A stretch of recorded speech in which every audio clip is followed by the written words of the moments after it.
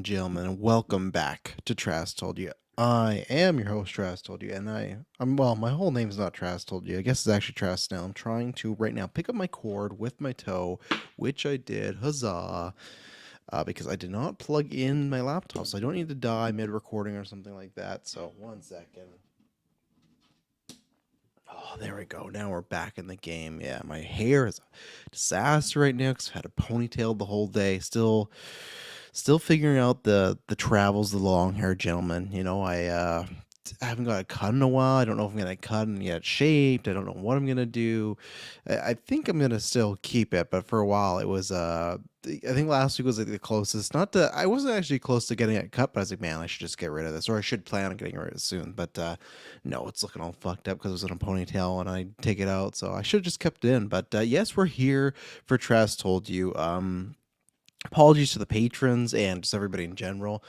That sound like a Spider-Verse when he has to apologize for the baby powder or whatever. But no, nothing. Just usually I like to give an advance of a day or something like that. But I thought, okay, well, I'm going to record at some point.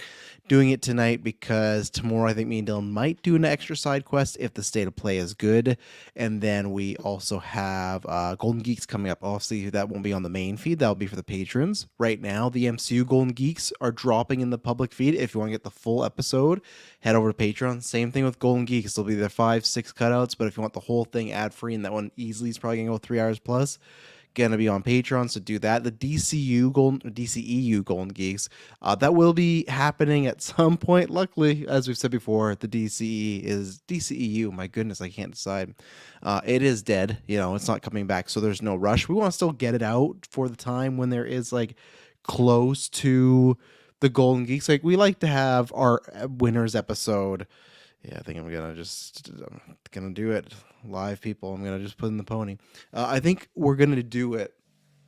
We try to make it so we can have all 3 categories, or well, I guess it's only been 2. That's why there's a lot of stuff going on. So I want to try and make it so we have all the winners at the exact same time. But if not, it might be a little later. Who knows? Luckily, we got a long time before the DCU starts, which we're going to be talking about tonight. A few things like that. But yeah, so we're working on that. It's just lots of stuff as far as Kirkland's having a bunch of exams. He talked about if you are a patron on Originals, he's in the exam heavy mode right now. And then he goes to Disney World for like a week. So it's one of those things where we had to delay some stuff and we wanted to do the stuff that was important. So same thing like the town hall. We will be doing that, but that's going to be at some point. So the survey, we've just kind of reopened it. It's there. If you haven't done it, we would appreciate it. It's anonymous. If you want to drop some stuff you like, great. But if you want to give us some suggestions on shows, things to improve shows, things you'd like to see more, like us to bring back, whatever it may be, or if there's something you're legitimately critical about, going, hey, I don't, which there has been, we'll talk about, has been, hey, we don't like this portion of it. Could you change this or maybe address it? Absolutely, So, but also make it as far as like, I was reading one where it was on the GUA one where it's like they're talking about why they don't listen to the DC show, but then they just talked about like, it was a paragraph of, oh, well, I don't think I have much faith in the gun universe. Like, that's what the shows are for. That's what our Twitter's for, Discord, that's that stuff. This for our survey, and Geek Ultimate Alliance has one as well. Keep it to the show so we can improve, because you guys are the litmus test. You guys, we don't want to stay in a bubble. We don't want to stay in just a circle of ourselves being like, yeah, show's good, show's great. So if there's something, please let us know. And yeah, we'll probably keep that open for a couple more weeks now, because I think the town hall is probably going to be more mid-February, because we're busy, because I'm still editing the movie. It's coming along really good. I got Taylor had to re-record some ADR, which is good, same as Kirkland, but there's just a little things of this isn't clear, that's not clear, stuff like that. So I think I'm like at a 95%. So hopefully that date will be coming soon. And then we are filming in February as well too. We're filming a few more things for our second movie and then our third movie. So yeah, lots of stuff going on in February. And I know the boys got Halo starting up soon. Check out Side Quest. I haven't listened to it yet, but I'm excited to. I will be listening to it tomorrow. I've been catching up a lot of wrestling podcasts right now. They talked about Power World or whatever the fuck this is. I have no idea about this whole Pokemon ripoff game thing. I don't know what's going on. So look out for that, or it's already on the feeds. And then yeah, lots of good stuff. Just subscribe. Golden Geeks, the movie draft and preview just dropped. They're two separate episodes. Soon the Marvel draft will be dropping. Madam Web's predictions. So yeah, it's a little lighter, but it's starting to pick up, and we got a lot of content coming out between February and March with the stuff we recorded backlogged, and then right after March, like right after Dune, I think that's when the retros start dropping for Apes and Mad Max. So there's lots of good stuff. So we would appreciate it very much if you like and subscribe, and if you would go over to Patreon, because you can get all the stuff I talked about ad free. You get lots of it early, and you could do things like this Friday. What is it? Let's get the date there. January 30th, 9 p.m. EST, 6 p.m. PST. We are going to be doing a movie night where we're going to be watching Spider-Man 3. Yes, the infamous Tobey Maguire, Sam Raimi Spider-Man 3 in honor of Madam Web. That's our next movie night. So we thought, let's do a spider film. And I picked some of the ones that are a bit more, not the greatest, right? So just to have a little bit more fun. So we're doing pretty much a commentary track, but if you join the phase 2 tier or higher, you get to join in, and all the movie nights have been tons of fun. Again, last year at the with the survey, there's multiple people that brought up, hey, where's commentary tracks? We'd love to have those. Commentary tracks were very mixed, so that's where I go, okay, we're gonna go do 4-year, and we're gonna let people come on. So yeah, come enjoy content, all that stuff. We really appreciate it, because we can't do the side shows like side quests like this one Travis told you, like the retrospectives, without you listening, and especially without you on Patreon, because Patreon, that's the best way to support us. So if you want to support us even for a month or two, we would appreciate it. So we're talking about a whole wide range of stuff. So we're talking about Supergirl news first, talk about some Marvel news, talk about some trailers, and probably some pro wrestling last. But if you only are interested in one of those, the feeds has all the cutouts, so go check over there. So weird show all over the map, no rhyme or reason for it. I've been trying to, like, wrestling I tried to do earlier, I just haven't had time. Even Oscars I was going to, and I meant to get to it at some point, and I just never did. And then at that point, I would say, if you want my thoughts, last week I was on Vodka Stream, we talked about there. There wasn't much to, I think maybe it's just because there wasn't much to say, there's a couple like snubs, the whole, I'm putting quotations because I can't say they're snubs because I've not seen everything. I was surprised Greta didn't get in, but I just would have subbed her for Marty, because I don't think Hiller's Flower Moon was amazing. But same thing with Robbie, I've talked about before. So it was kind of par for the course, which I think is a tough thing with a lot of the award shows and nominations before happening, where there seems to be a rhythm. And I guess maybe it's just because I'm pretty happy with what's going on. Maybe sometimes if there's a dark horse, like really worried, but pretty sure Oppenheimer's going to win it all. But that's what we're going to be also doing too. If you join Patreon, I haven't made a date yet, but people say they're interested. So at some point I'm going to make a date. I'm going to do a Travis Told You, but the patrons are going to come in, because we're doing an Oscar pool. So if you're a patron and you can't do you can't appear on that episode, that's fine. You'll still be in the Oscar pool, but we're going to do an Oscar predictions episode, get everyone in there, and I think it'll be a good time. So Supergirl, this happened yesterday. Now, I had shared my thoughts a couple weeks ago on GeekVerse, and then again, funny enough, just on Vodka Stream, because Dave asked, like, oh, hey, what's the last two? And I was like, I'm like, it's Millie. It's like an obvious choice, especially when it was down to the two. And I think I had said that on GeekVerse, but if not, hence why the show is called #Travis Told You. It just seemed like the no-duh thing. So I'm not going to try and repeat too much that I've said here or the Discord, but it's just, or my Twitter, but I kind of have to, just to, in case you don't listen to every episode, which of course you don't. The three things. One, the connections to Warner Brothers. She's already has a working relationship with them. She was a big deal in the marketing campaign, House of Dragon, and she was a big deal in getting Game of Thrones back on order, because after that finale, many people like myself, I really had no interest when Kirkland and Tara were going to review it. At first I said no, and I said, okay, I'll check out the first episode and go from there. And it was a great episode, and then I stayed on. That show was great, and she's a big reason, because that character Rhaenyra, she killed it. She killed it to the point where people are so disappointed, including myself, that, man, we're getting a time jump already. Like, we just met this character, this actress. Let's stick with her for a little bit. So, and that's kind of number two, is one, the Warner Brothers connections. I just thought they've already worked with her.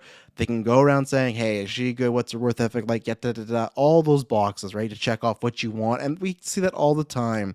Disney works with Disney people, Netflix people, Warner Brothers. Like, that's the name of the game. I'm not saying people don't spread around, but I think I can already see Warner Brothers, and they've even said like, oh, we may do a flashback episode, and maybe that's where we could get, this character so and so. Like, I feel like they look at her, and she's young enough, and she's new, and that's the second point, very talented, that they probably got their hooks in her same way as like a young Nolan. Now, different as directing, right? But there's many times studios do that where you grow up in that studio where, of course, you might do stuff with other people, but your almost home base is, well, this is Warner Brothers. And I feel like Millie Alcock is somebody that they want to invest in. It's someone that could be, hey, this could be a next big star. This could be a next Zendaya, Timothée Chalamet. Now, that's a lot to put on a person. I'm not trying to do the whole M. Night Shyamalan, the next Spielberg thing. No, I'm not trying to do that. But I just feel like she has the tools, and you look at, she's done a few other things, but she went from House of Dragons pretty much to Supergirl, which could be very big for, right? We don't know what comic movies are going to do in the few years. We don't know how the DCU is going to do. Like, look at Madam Web. I know that's a whole different case, but like what's coming out? Argyle this week, which I don't. I think I've seen some of the people being like more positive. The review, like I think reactions drop tomorrow, but there's been people hinting around it, so I'm excited. But Argyle right now is tracking at a $15 to $25 million opening. Madam Web is tracking at a $20 to $30 million opening. Like, of course, Argyle has a stacked cast, but the fact that just this, anything Marvel with Dakota Johnson, Sydney Sweeney is tracking to be just like 10 million higher than Argyle, yeesh. So I want to be confident that's going to happen, right? I hope. I keep saying it's a break, but it's not because we got Sony. But who knows where we will be? But let's say they recover and it's a big, big hit. That's great for her, and that's a big launching point, right? S. Bubs, the Manchester, says the fans of the hit Disney zombie trilogies would have flooded the box office for Meg Donnelly. Yeah, maybe. I hadn't heard she was from that. And yeah, I forgot to say that was the other choice because it had gone down to, there was a fourth one. I can't remember who that was. And then there was the girl from Coda, which the rumor was she didn't read. You don't know what that means. Either she didn't like it, or she didn't want an edition, or she just maybe got the script, or like you go through the process. Oh, this isn't for me. Like I'm not going to take that as a negative or positive. It's just okay. She didn't read. That could be whatever situation. Who knows? And then it was down to Donnelly, and then it was down to Alcock. And I thought from the star power, as far as just hey, it does help as far as she's the right type of star. Because who have they got so far? Could you say that, I don't know, am I wrong in thinking that what's his name, Nicholas Hoult is the one that might be getting paid the most? Now maybe David Cornsweet and Brosnahan might, because they signed like a multi-picture deal, but to me, the Millie Alcock is someone where it's like she's a star on the rise. That's a perfect time to get her. She's that, oh, I remember from House of Dragons, but she's also not a household break the bank sort of name, right? And same thing as Meg Donnelly. I don't think that would have been the case either. So I've only seen zombie movies. I think the second one has werewolves. The third one has aliens. It's no teen beach movie, says S. Bubs. I never heard of it. And I know she did the voice, but I just thought, it was just the easy pick. And then the third one was just that I've not read Supergirl Woman of Tomorrow, but everyone describes her, and this probably goes down to her acting talent, and similar to House Dragons, but they describe like, oh, this isn't your mom's Supergirl. She has an edge and she swears and she gets drunk. Like those things is exactly what she does in House of Dragon. I'm not saying that Rhaenyra and Supergirl and Kara are going to be the exact same person. No, but I'm just saying like you saw her flex those muscles a little bit to the point where James Gunn said in a thread today where he confirmed it yesterday and then today, which, I know some people might be like, oh, you feel a little bad for these actors. Yes, but you don't know till they get in the room, right? Because he said that he saw House of Dragons and he went to Peter Safran like, man, she'd be a great Supergirl. So you could go like, why did you do all these auditions? Now, there's a whole bunch of reasons, right? Sometimes agents even have favors of like, hey, I want my girl to test or my guy to test or whatever. That happens all the time. Or maybe even Warner Brothers was like, hey, let's just see our options. It was surprising that if it was that hard of a pick, you wouldn't start with her. And then if she didn't work, go somewhere else. But at the same time, who knows how many they did audition. If it was just the 4, not a big deal, because maybe it was like, hey, this is James' pick, because I think that happens a lot too. And I was going to throw an example, but it's kind of like the one for you, one for me. There's many times where it's like there's a list, and this is who the director, the producers like, and this is who like the studio likes, right? And sometimes it's okay, I will take this guy, but we want this girl to be one of these 3. So it could easily been that too, of like, hey, we know you like Millie, we like Millie, but can you also test these girls and see? And plus, they could just be testing them for other stuff too. That's part of the room that went around with Holt, that whether it was he was in on it or he wasn't, part of his testing was just to see chemistry wise and just to also see, could he be Lex? And that's where I am again, is all null and void so far. If I don't get the Batman trilogy, I turn on James Gunn quicker. I don't know, quicker than Hulk Hogan at Bash of the Beach. Like, that's the one thing I need. If he gives me that, I'm gravy with the rest of stuff. As I've said before, if Batman Brave and Bold gets a Batman where I go, I don't know about that. Like, for me, Jensen Ackles, right? Where people just love that pick. And I go, that's definitely not it. If he gets cast, I go, not for me, but I got my Batman over here and I'll give this one a chance.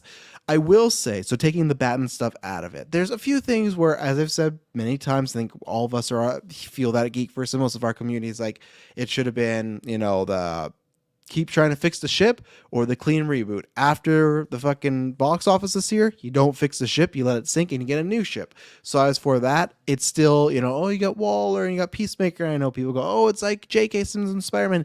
I guess, but it's not the exact same. It's not apples to apples, right? So I question that. And there's been, other than casting wise, it's been perfect. Other than like, hey, his brother's Maxwell Lord. You go, all right, that's an odd one. But at the end of the day, the overall stuff that has been happening, I've been happy with. And I guess it's just because like Maxwell Lord we did not know was getting cast. So I didn't be like, here's my pick.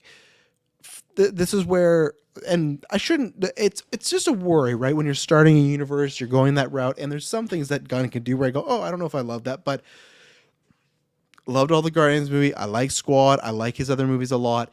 And so far, this is where I think with this one now, I'm really, until the Batman is happening, I'm going to try my best just to go, I'm just going to trust him no matter what.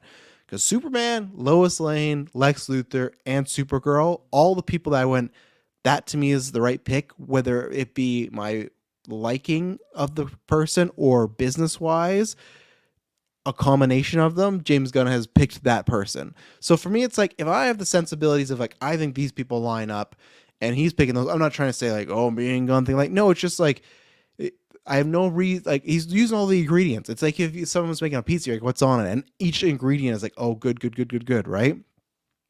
And even like the Sean Gunn thing, that might just be like, and you can dip it in this. It's like, I won't dip into that. Like, I don't love that, but thanks for offering it.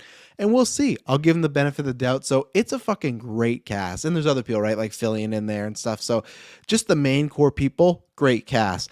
Not confirmed if she's in Superman, because Gunn today was like, I never said she was in this movie, which could be true, but he also didn't say he did not say. I think they're just going to try and keep that a secret. I think that will be, I don't know if it's an end credit, which I actually thought about the other day. I kind of hope that the DCU doesn't do end credits. I'd love them to like just release it as movies on their own, and that's not a thing we do, if not maybe every once in a while. But I still think it's going to be them talking about Krypton or something like that, and that's where you see a flash of Kara, right? Now, what led into the main topic here is the director. The rumor is this is shooting in the end of end of this year, fall, whatever it may be. So this year, which is interesting because I don't think that means it would come out next year, because you could jump to that conclusion, say, they could have enough time year. I think what that means is this could be like the big 2026, which I know is a long way away. We're talking about now 2 years, but that could be the big opening movie, right? We've talked about before, the season's gone back, March, April, May, whenever that is. Because if they're filming, and we don't know who it is and everything, right? And that's what we're going to talk about. But if they're filming fall 2026, I think if they stick to the comic book even a little bit, it's going to be a bigger movie. So, and it's going to have lots of post-production time. So there's even a chance it also is summer next year, right? Summer of the year after. It would be interesting to see if they're going to stack the super people back to back like that. I always thought it would be like Superman, some movies, then Supergirl. So that's interesting. But I think as long as Legacy hits, as far as just people liking it, and then even the small appearance you get to see Kara, and if they like that, then great. Then it's like, yeah, give me more. So, and it's going to be very, very different stories. Like, we don't know exactly what James Gunn's writing, but based on the inspirations of his story and then the inspirations of Woman to More, it's like, these couldn't be further, right? So that is a good thing it has going for it. So 2026, I think for sure. I don't think we're gonna live in a world where it's like December, even though December is a good slot for movies. I don't think that's gonna happen. So we'll see. And I'm gonna bring up this question. I'm gonna take our first ad break, but I'm gonna bring up a question from our favorite God Loves Me 69 Patreon. Never not gonna smile and laugh when I hear that. And then also just a list that I've seen people throw around of who should direct Supergirl, because if it's fall and they're casting, who knows? Maybe that's been my hope, is that the director's been around, that they could put their input, because it feels a little weird when Gunn's like, it's going to be a director-driven studio, and the director of Supergirl does not pick Supergirl. I get if she's in Legacy, but you would think maybe like, hey, let's get the director and then have them sit on. But that's where I still think he's going to be more Kevin Feige than he lets on, and that could be fine, because I like what Kevin Feige's done majority of the time. Phase 5, some questions. But let's take our first ad break, and then we'll be right back with some director choices. And we're back. So the great God Loves Me 69 says, do you hope James Gunn will direct Supergirl? Why or why not? Um, do I hope? No, and not because I have anything against Gunn. It's just that, to me, if he's directing more super stuff, it would be Legacy 2. I don't want him to spread himself too thin. I don't want him to do, hey, I'm going to do Superman, then Peacemaker, then Supergirl, and then Super Legacy 2, and then Supergirl. Like, I think that becomes a lot of work for one person to do. It's different if he was just directing. If it's just, hey, he's going to direct these movies, that's fine. But he's not. He's a co-president of DC Studios, right? So that's a lot of other stuff to do if he wants to have hands-on. Again, this would be like, oh, if he's the president and hires a writing team and they do everything, sure. But as far as we know, the idea of how it works, I would not want him on that. I think you could get some really wear and tear, and that could turn like against the quality of it. That's why I always appreciate Nolan and others. And it hasn't happened to James Gunn, luckily, because he's done Guardians and Squad all back to back. But I've said this before. I liked Nolan taking the Batman, one for him, Batman, one for him, because I think it just gave him space. It gave him 2.5 years away from Batman. And then when he got back to it, he was refreshed, and I think that shows. Sure, I know people might have problems with Dark Knight Rises, but it's like quality of that film, just from a filmmaking point of view, spectacular at times, right? So the hoping, I think it's just that for his mentability. And two, I would love to see someone else take a crack at it. I love James Gunn, but I don't want it to just be James Gunn presents a film by James Gunn every time, right? So I think for some reason, if they said, hey, we're directing Superman Legacy, he dies at the end, or it's just going to be Justice League, I'm not doing a sequel, then maybe I could say, okay, sure, have Gunn do it. But I think give it to someone else, and especially with that schedule we've heard, right? If it's shooting a fall next year, not that, even though Gunn said he's very hands-on with stuff, not that they have to be there, but that would mean, okay, he's going to shoot in March. That could take anywhere from, 3 to 4 months. And then post-production, promotion, and then Peacemaker, he's not going to direct in that time. There's no way. So, like I said, maybe if he wasn't directing Superman, I would be fine with that pick. I know it's probably going to be a woman, and I don't think it has to be. I think that is something that I'm completely fine with. I think I just would have loved it if we would have got a 1-2, and it's too late now, but if we would have just got a 1-2 punch of they announced the director of Supergirl and it's a man, and people, oh my fucking God, it's a man. How could they be directing this? Is not good. And then you get to Batman and it's a woman. I would love that. Like, that's where I think we still need to change there, because I don't think it should be a woman has to direct Supergirl and a man has to direct Batman. I'm sure there's hundreds, at least dozens of directors, writers out there that you say, hey, you got a good Batman story? Absolutely. And I'd love to see that. I would actually really love to see a movie from a female's perspective about Bruce Wayne. You could have, a female other characters too, but I just mean like a take on that, right? And maybe it's a completely same, but that's where, for me, and that's where, if it goes well, like the first Wonder Woman, you can see a different side of a character with somebody, right? If a man direct that, I think there's certain things in there we wouldn't have got there, right? So, Frank says MCU is a producer-driven unsaved. I think you'd have to clarify what that means, because it is producer-driven, yes, but Feige's not also. If you mean this, Feige's not also directing the movies, though. That's the difference. The MCU is a producer-driver. If that's what you're talking about, yeah. That's the only difference, though, right? Is you could have the DCU being produced and that be them do everything, but it's not. No one's directing the MCU movies. Like, Feige, Luis Esposito, they're all behind the scenes. So And then who I want, Greta Gerwig's Batman. Fuck, I would love. I've said this before, and that's what Batman. What is it? Batman and Robin pretty much is. But I said I would love someone to do a Batman 67, a Batman movie. And thank you, Superman Mike. And I would,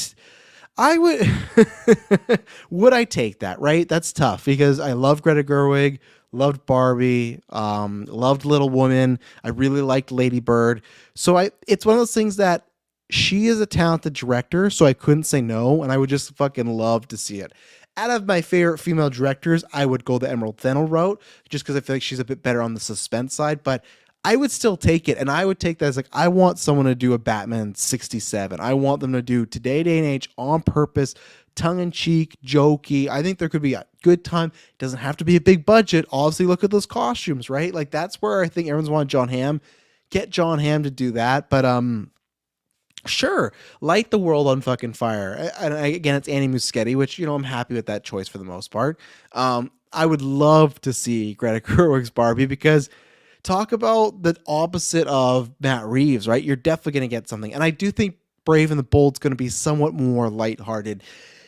Now, yes, Damian is a character that just chops people's heads off, sure, but I feel like just that father-son, the Batman and Robin stuff, there will be some more lighthearted stuff in there. But so for directors, the big scuttlebutt today was Kate Herron, who directed season 1 of Loki and done a few other things that I know she's doing Last of Us as well coming up, that she liked to post of Guns and liked to post Amelia Alcott, because everyone's like, oh, she's the one.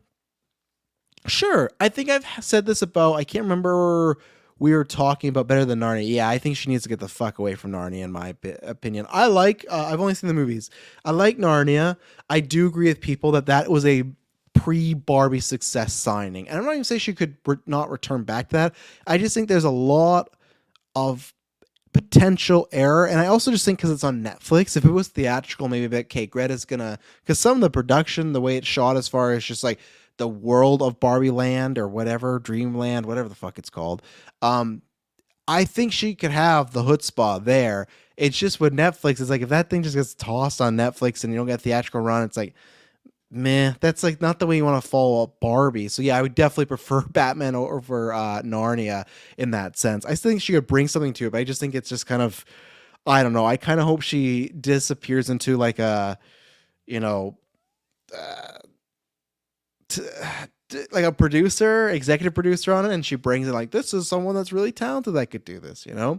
Frank says, I don't remember MCU directors doing the actual casting, though. We always wanted DC, Kevin Feige, turning back now.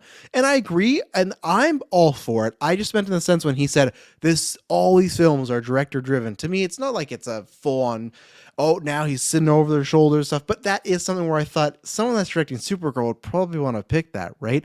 I'm fine with him being the Feige of it all. I've always said that I didn't need like Kevin Feige to go to DC and run the exact same type of quality content. No, I'm fine with one or two guys, gals, whatever, that the buck stops with them. And if you're doing a universe, which you could argue they shouldn't, but if you are, you should have a couple people that they make the final call, right? You can't do that with a bunch of directors and writers. It has to be Feige. It has to be Gunn or Safran, right? So I'm fine with it, but it's just kind of like a little bit of a, like when people kept trying to tell me like, no, it's not going to be like Feige, not going to be like that. Yeah, it's going to be like that. Like if you're doing it this way. Now he might do it in a different route. That's fine. That's what we could talk about. I'm excited to talk about that later, like in the years to come when we compare like the phase 1 and chapter 1 and stuff, but only time will tell, right? Let's see if Warner Brothers is still even afloat. So with Kate Herring, I think this is what I talked about on Marvel Alliance too, where I can't remember, I think it was All in the Game, or somebody asked about Benson and Moorhead because they did Moon Knight and they did Loki season 2. They're working on Daredevil, and then they asked like, oh, what about them doing Secret Wars? And the same answer I have for them as I do for Kate Herring, as I do for Bryce Dallas Howard that's on this list. I just have like 3 lists of just like people keep coming up, and there's one that's like the popular list. I want to see them direct a movie first. That is just coming from a curious fanboy. I have no right to say Bryce Dallas Howard, not good enough, you strict a movie. No, it just would make me more comfortable because we've talked about this before. TV is different than movie, books are different than TV, etc. Right? So it's just like a feature film. That's what I'd like to see first from all 3 of those. If you're just saying, hey, based on the TV stuff, yes, Bryce Dallas Howard, that gets the thumbs up. Yes, Kate Herron gets an absolute thumbs up because I'm more in Loki season 1 camp than I am 2. Oh God, who was the other one? Let me pull up the list here. Where was it here? Because the biggest ones are Greta Gerwig. This is the ones that keep coming up, right? Greta Gerwig, Bryce Dallas Howard, Kate Herron, Deborah Chow, and Chloe Zhao. Deborah Chow, same thing. That's the other one. I loved her Mandalorian work. Obi-Wan, I don't know if direction was a problem with that. I think it was writing, but if she had something to do with the writing, then that has some of the issue there. So same thing, I'd like to see a full movie. And if there is, someone let me know, and then I'd have to watch it. But just something a bit more recent. And then the other two are Greta and Chloe Zhao. I don't want Chloe Zhao anywhere near Supergirl. I will never say she's a bad director. It is just not my tempo, not for me. Eternals, God, whatever she won an Oscar for.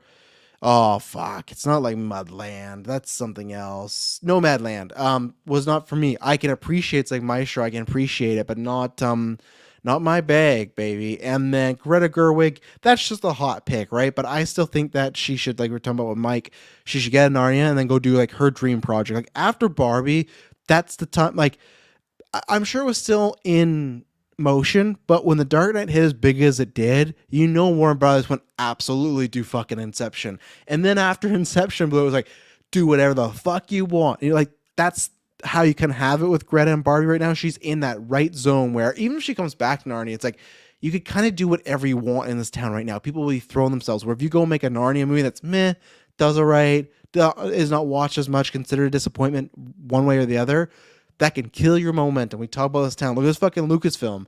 You could be the greatest director in the world, but you won't direct one 7 out of 10, 6 out of 10 movie, fucking drop you like a fly, you know? So, let's see. Just as long as the director has input on the script, gives them more skin in the game compared to how Marvel does it. And I agree with that. And that's where it could be different, right? That's the put up or shut up where right away I go, okay, you're casting them for them. That's different. Like even Gunn, he helped cast the Guardian. So he would probably know, like, as a director, I'd like to do this. But like you said, Mike, if it comes down to really a different style, because the MCU does have that, right? They have people that have different style, but they always have a similar tone, which I still think is a good thing to have in a universe. But if it's like that, but it turned up a little bit more where you really see the director, then absolutely. So, but obviously, again, that's a waiting game, right? And then what about the directors of bottoms? It's funny. I was going to bring that up because I was on one of this list. So, what was this other list here? So, yeah, this is a bunch of people. Emma Selgerman. So for me, it's different because, yeah, bottoms. So bottoms is great. Next week, next week, I think I'm finally gonna do my, because I know Maddie will ask about it. I'm finally gonna do my 2023 rankings. I know people go a month into it. There's movie like Poor Things and Iron Claw that I couldn't see in Kelowna. Like there's things I had to see first, right? So I'm hoping to do that, and I'm hoping for the patrons to announce this like the best actors in the world tournament. I've been talking about this for a while. I want to select 40 actors. I'm going to select the participants, but you guys are going to vote because I always have a problem like who are my top 10 male, who are my top 10 female. So I'm going to let you pick my top 10, even though I'll probably always say like now I consider Emma Stone the best after Poor Things because wow, right? Love Bottoms this year. That's high. Mini Sports in my top 10. You can follow my letterbox. And then Shiva Baby. Oh my God. Had never seen it, heard about it, watched Shiva Baby. Fantastic. I think with her, the tough thing is always directors looking to level up, right? Look at Ryan Coogler, Fruitvale to Creed to Black Panther. That is 3 levels of It's not him staying in his lane. So I'm not saying she couldn't see it, do it. I just think that is such a big, especially Woman of Tomorrow is just described as this like soap opera, a space opera epic to me with the world being destroyed and all this stuff. That's a massive talent, like a massive talent has to take that on. I'm not saying she doesn't have that. It would just be curious. And again, it also depends that I should read the story soon enough. We want to bring back comic versions, but it's just like the bandwidth and the time and just the support, right? That's why I head over to Patreon because we would love to do that. But, when CPMs are down and, downloads aren't as big as usual, and especially for that show, it's tough. But I'd love to see what it's like. So as far as like, if it was announced, it'd be like all right. It's one that I have to see, but I love everything. Like everything she's done so far to me is like a 10 out of 10. So I couldn't push it away. So that's one that I would approve and just be curious about. Angela Robinson. So this is just a list of some random people that have been like come up before. Her debut feature was Debs, LGBTQ plus action comedy romance, spy spy in training, falling in love with a supervillain. I'm not going to add much on this because I don't know her. So as I'm reading this, I'm like, why should I? I have nothing to add here. But cool. I like that people think she's in the running. Let's see here. Adele Lim. So this is one that she directed. She wrote the script for Raya and the Last Dragon. I like that. She wrote the screenplay for Crazy Rich Asians. Never saw. And then she directed Joyride. Okay. The scripts I really like, especially Raya. That to me is a huge like that sense of that has epic scale at time, and it's different animated. She didn't direct it, but still, just the idea of some of the scope there. That's good. Joyride, I didn't love as much as other people, but I still enjoyed it, so not a bad one. Let's see. Debs is amazing. Standing on Ray. It's like gay sky high, but with spies. Okay, I'll have to put it on my watch list. I've never heard about this. So, hey, maybe she gets the gig. Here we go. Frank says Woman of Tomorrow is basically true grit in space. It's a hell of a read. Awesome. That's all I hear is great stuff. Oh man. You think video games are behind on? I feel so bad. My comics is like I'm in a neglected marriage who's gonna leave me. There's so many great comic books of the past few years, and currently I want to read Ultimate Spider-Man, the Batman 39 one's coming out, or 1939. Detective Comics, like, man, I just don't have the time. I'm so excited at some point to like, I am excited for it to be done editing the movie because we will be filming stuff, but then I'm somebody that I edit a little bit, but I like to edit when I have like at least 75% of the filming stuff done. I don't know why. It's just like, because there's other stuff. I'm usually writing that. I'm not like, well, break. I like to have majority of the footage so I can really throw it all together and start getting a vibe for the film. So after the film, there's lots of games I want to do. There's lots of comics, and Woman's More is up there. Let's see here. So Del M, yeah, I'd be fine with that. Let's see. Savannah Leaf. Before she was a filmmaker, she's a professional volleyball player. Okay, what has she done?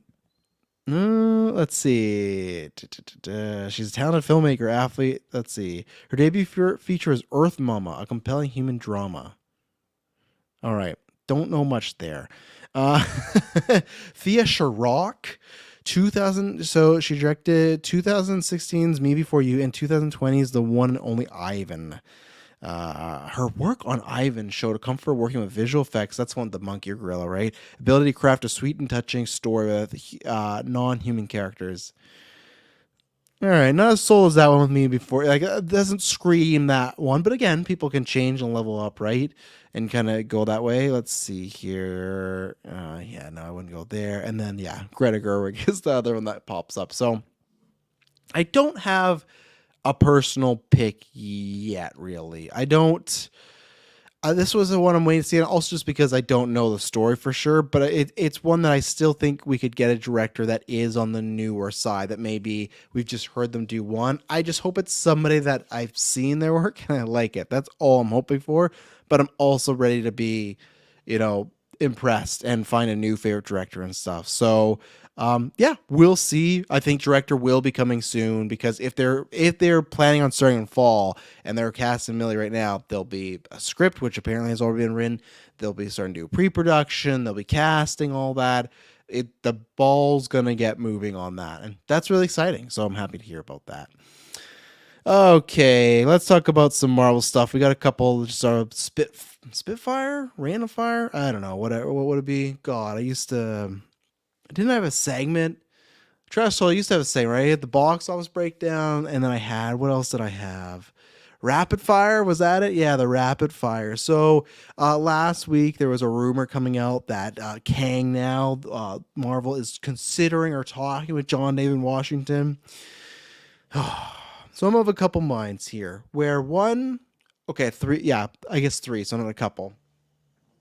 One, I said this in the Marvel predictions, so go check out Marvel Alliance. I was on there last 2 weeks, on there for episode 200. Great time with those guys. Always have a fun time just catching up with them, talking Marvel, because we're all friends, but we got good differing opinions, and we stand very much on different sides, which is good, and I love those guys over there. So, and then, again, congrats to 200, because I won't say a small part, but I was like the first part to get it going with Chris, but now they've taken it and, done great things with it. So, and sorry, I need some water there. So on that episode, on the predictions one, I said that we will not hear about a replacement for Kang in 2024. So I don't think I've said on Geekverse, and I'm standing by it. I still think you could get, like, let's say it is John David Washington. John David Washington cast in Avengers 5, right? Whatever, just Secret Wars, right? Unknown role. That doesn't count. To me, they're not going to physically or put it out there that, okay, he's playing Kang this year. I think they want to get some time in between, and if they do announce somebody, it'll be in an unknown role as the villain or whatever it may be, right? So that's one part of me. Second part is John Day Washington's great. I feel like he's still looking for, I won't say his footing, but he's had a very interesting career where he blows up because of oh gosh, what is the movie Spike Lee won an Oscar for? Klansman, Black Klansman, right? It seems like, okay, he's gonna almost be more like his dad and do the earlier stuff, like some more Oscar indie sort of route. And now it's like, okay, well, he did The Creator, and he did Tenet, which Tenet's Nolan, so really can't pass it up. But like, I feel like he's been in a lot of big stuff, but he's not exactly blown up yet, right? He's not to that top echelon movie where I think people are gonna go out to go see a movie of him. This could help him, and I think he's a great actor. I think he's good. I don't know. I don't know what his take would be, and I would be curious to see it. I do think Majors, when he had the role, was like a higher quality actor than him from what we've seen so far. So I do think it would be good, but it wasn't like a right away, like, oh my God, yes. But tons of people have been suggesting it, right? And maybe it's just one of those that's like a fan cast that for me, there's certain fan casts, like when Rosario Dawson was being fan cast Ahsoka, I was on board for that. So I was like, oh, absolutely, that sounds great. Where when John Krasinski was getting that for Reed, I was like, no, I don't like this. And I'm just, I don't see it the same way other people do, right? So maybe that's it for me, where it's just like the fan cast has happened so much and it hasn't been like an automatic, oh my God, this would be amazing for me. I'd be like, yeah, okay, that works. He's a good actor. And maybe I'd be completely wrong. Maybe when he does the role, he knocks a home run, right? I think it is the other thing that it's not so much a fan cast. It's just that other idea got put in my head. And yes, Super Mike says it right there. # Team Coleman Domingo. That's really tough. Because for me, just from what I've seen, based on Majors and Washington so far, I think Washington could at best match him. I don't think he could be better than him. And I think it would almost be a similar version. I think with Domingo, he could, like even do a better Kang than Majors did. And I think with him as Kang, it would be a very different take and a whole different vibe, where John Day Washington just doesn't have that yet. He's good, but he just doesn't have that game-changing vibe. Coleman would fucking just like, he would kill it. And I would love, like, I just think that's something that he would bring so much gravitas to that role, and you would pay attention to him anytime he's on screen. I feel like he'd be chewing the scenery in a good way. So, and I think you need that with a Kang, especially now. So that's the thing where I think this could be just that they're early on, or it's bullshit rumors, right? But it could just be that's early on. They're putting out feelers. Coleman Domingo, I'm kind of worried about because he's in that Michael Jackson movie, and then he's directing a movie where he's starring as Nat King Cole. I feel like unless Avengers getting delayed quite a while, his bingo card is kind of filled up for a bit. You know, especially directing movie. It'd be different if he was starring as Nat King Cole, but he's going to be directing that. That's a lot of work. So I've kind of given up on that when it's not going to go that route. So if it's Washington, fine. If it's not, hopefully it's just another great actor. Oh, shit. Fucking with the multiverse, hey? My God. I told you not to, didn't I? But you fucked around and found out, didn't you, Mr. Stark? That's my best. As I've said before, I need to watch Euphoria and watch Ali, because when me and Kirkland did the Euphoria review, I had it down pat pretty good. I've lost it because I haven't seen Euphoria in about 2 years, but yeah, we'll see. And then two things on the Disney Plus side. One, there's a rumor going around that Iron Fist is, you've been working at it. I've been trying because now it was the idea of him coming back or being in one of the franchises we talked about. But hey, when Euphoria season 3 gets here, I'll be ready. I can't wait for those reviews. So there's a rumor going around that Iron Fist is coming back, but not what you think. Iron Fist is rumored to be getting, and this is gonna go into the second topic too, but it's rumored to be getting a Disney Plus show, but it would be a female Iron Fist. Gee, I wonder who that could be. I think it's just I think Marvel Alliance, we were on the same wavelength. I've been saying this for a while. It's not going to be Danny Rand. It's going to be Colleen Wing. And Jessica Henwick has gotten bigger since then. She was in Knives Out. She was in Matrix. And she's in that road trip movie coming up, which I don't know is going to blow up, but I'm excited. It's Jennifer Garner, I think, or Julia Gardner. Yeah, that's the one.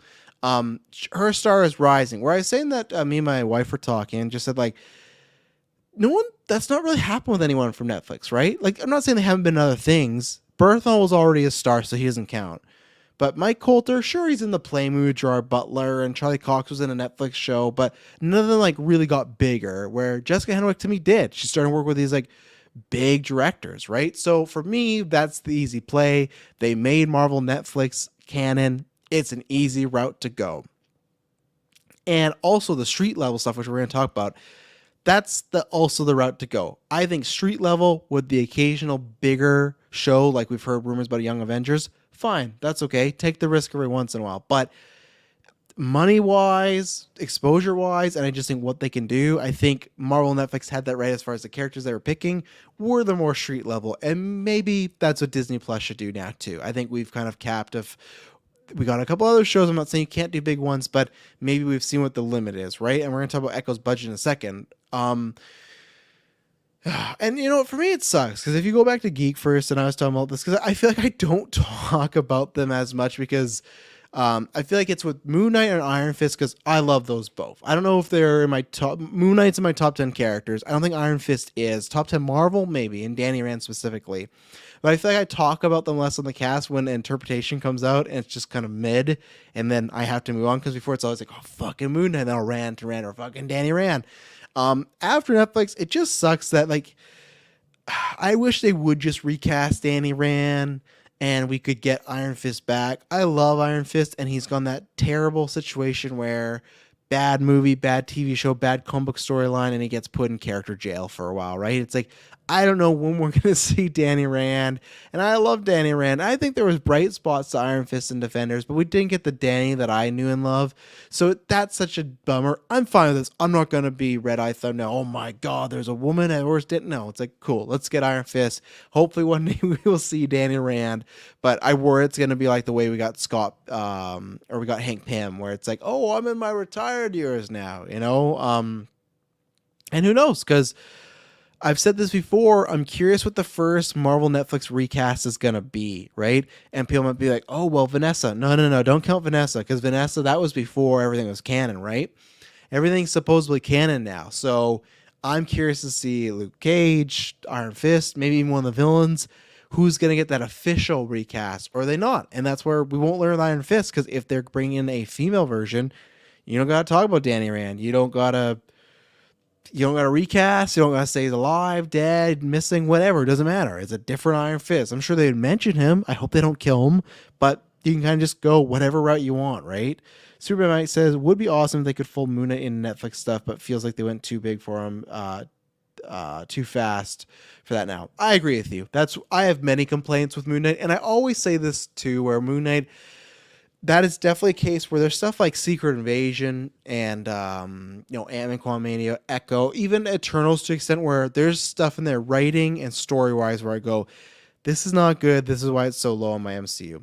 Moon Knight definitely has that. I think it has portions, and you go back to our reviews, it has portions where it's rushed, poorly written, we're lacking some character stuff, not the performance and the personalities, but just like even some more development. And then I can fully admit my bias and then the other part of it is not that it's like, oh, you have to do what I want. I, of course, want more of the street level Grand Moon Knight. It's just, okay, you're not doing that's fine. What's the counter? What are you doing and how good is it? And then to me, when you do the different version and it's just kind of fine, that's where I'll fully admit my disappointment comes in there. And I do think that that's just like MCU Phase 4. They were obsessed with fucking universe like world-ending threats after Endgame. I don't get it. I don't know why that happened. Why is there big alligator in Egypt? But I digress, right? They to me just should have went with the character suffering from the personality disorder in the streets. And you know why as well? Keep it simpler, because storyline wise, I don't think they really had it. So I agree. Let's see. Frank says, I mean, Shang-Chi is a street level character too. Just give him a show. Where is he? It's too late. It's like Moon Knight. Moon Knight to me is or Shang-Chi's the difference, because at least to me that's universally loved. Moon Knight, I don't know. I feel like I have to start asking more like general audience people how they feel or if they watch Moon Knight, because I feel like in my camp it's like a mix. I feel like people really like it. Like I know Chris, I know Brent liked it, but I feel like Chris liked it a lot more than me. But then there's a lot of other people that are more on my side where, man, like started really good, but what a disappointment. Like there's this wrong with it, this wrong with it. So Moon Knight, I don't have a gauge of where the GA is. Shang-Chi, I got a gauge there. I think Shang-Chi is overrated. I don't think it's one of the best MCU projects. I think people are way too high on it. And for people that, so many people, and not the Marvel fans, but just people in general that are iffy on Marvel, like people when I go on the vodka stream, right, with like, they'll talk about Shang-Chi. And when I bring up the issues it has, and I'm like, well, that's just like every other Marvel film. So like, why do you shit on this one so much? But this, like, I never get it. But what I can say is I'm in the minority. I can say that everyone fucking loves Shang-Chi. You can't, and it also went too big like Moon Knight, but you can't do a TV show now. Like it has that audience. So we'll see. And then what came out today is, I think it's just still like a rumor, but it's a higher tier. Now I do have to say, as I take a drink of water here, I don't know the exact sourcing, but I saw enough people with my peers, us talking about it, that it's a good scuttlebutt that higher tier sourcing, right? So there was a report that Echo costs $40 million to make. Good and bad here. Good, fucking Secret Invasion costs $5 million more than Avengers, and that was a complete waste of just waste of money, sinkhole, money laundering scheme, perhaps. I don't know. Their shows have been outrageous for what their return is supposed to get.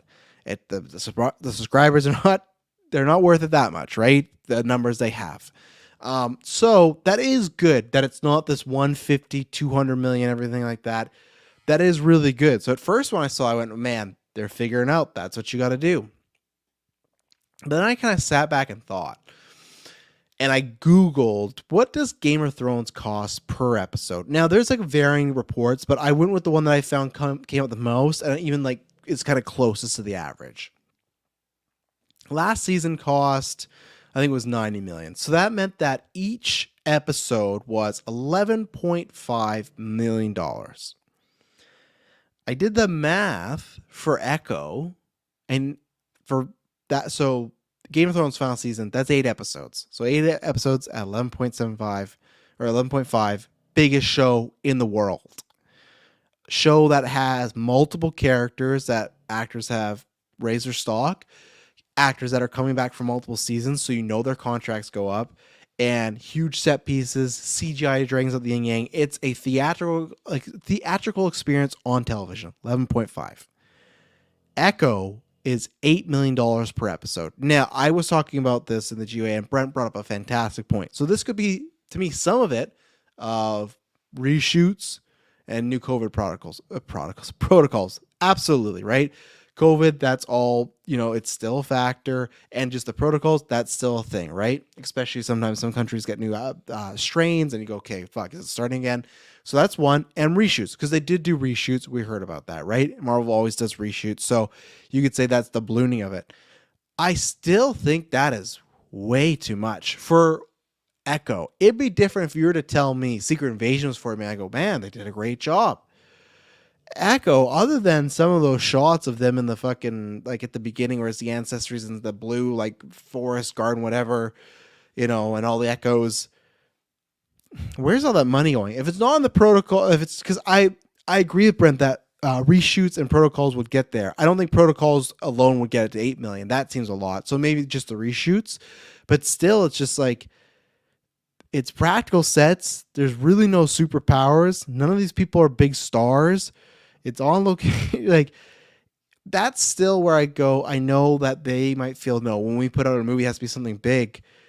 If you spend the $40 million Disney Plus, and I guess it's on Hulu, I don't think it brought anybody in. Now, there were stats a couple weeks ago that showed like Hawkeye, season as Daredevils, other shows went up because people wanted to go check those out like after Echo, right? Or before. So that makes sense, but that could also just be a subscriber base. Like I've said this before, Kirkland and Taylor have Disney Plus. They've never watched Daredevil. So a lot of those could still be Disney Plus people that, oh, I'm gonna watch this now. I don't think Echo like drew a massive like subscription base to it, and that's fine. Neither did Secret Invasion, neither did Miss Marvel, So I'm not saying, oh, it's Echo's fault. I'm just saying when you're spending 40 million, I guarantee is a strong word, but I'm gonna go with it. I guarantee you the 40 million 5 episode show versus the 40 million small lower budget Daredevil movie, you're going to make way more profit on the Daredevil movie. I guarantee that can at least break even. And then you're going to put on Disney Plus merchandise. Like, I think if you make it like John Wick style, you could get at least 100 million. That's great. That's like doubling it. And so that might cover advertising, and then 20 million on top. Like, I just don't think the 40 million is stuff that like it's better. It's definitely better. No Disney Plus show, especially now, should be costing that. But I feel like even now when they go and say, okay, if we say, hey, we've lowered the budgets, we've got it down, we're not in the 8-9 digits, 40 million. Okay, that's great. What did it get us though? And I do get it as well. As we've talked about this many times. This was in the era where Chapek was there and Feige got the edict to, hey, content, get as much stuff out there as possible, right? Some people downplay that, and sure, you can say like that's not an excuse to make the content better, fine, but that's what was the cards that were dealt. So I'm interested going forward, not Ironheart or God, didn't they shoot another Agatha? Because those could be outrageous too. For me, it's Daredevil, and even Daredevil, that's a bad one too, right? Because they're reshooting a lot of it. So that's going to be a balloon budget. And again, even though as much as I love Daredevil, I go, is it worth it? Is it worth it to do the whole show and do the reshoot stuff like that? Or maybe you should just made a banger movie, So we'll see. Look at this one here. Just keep coming back to get me. We'll see, but I still think those budgets are insane. Especially to me, that is only 3.5, let's round up, 4 million less than Game of Thrones.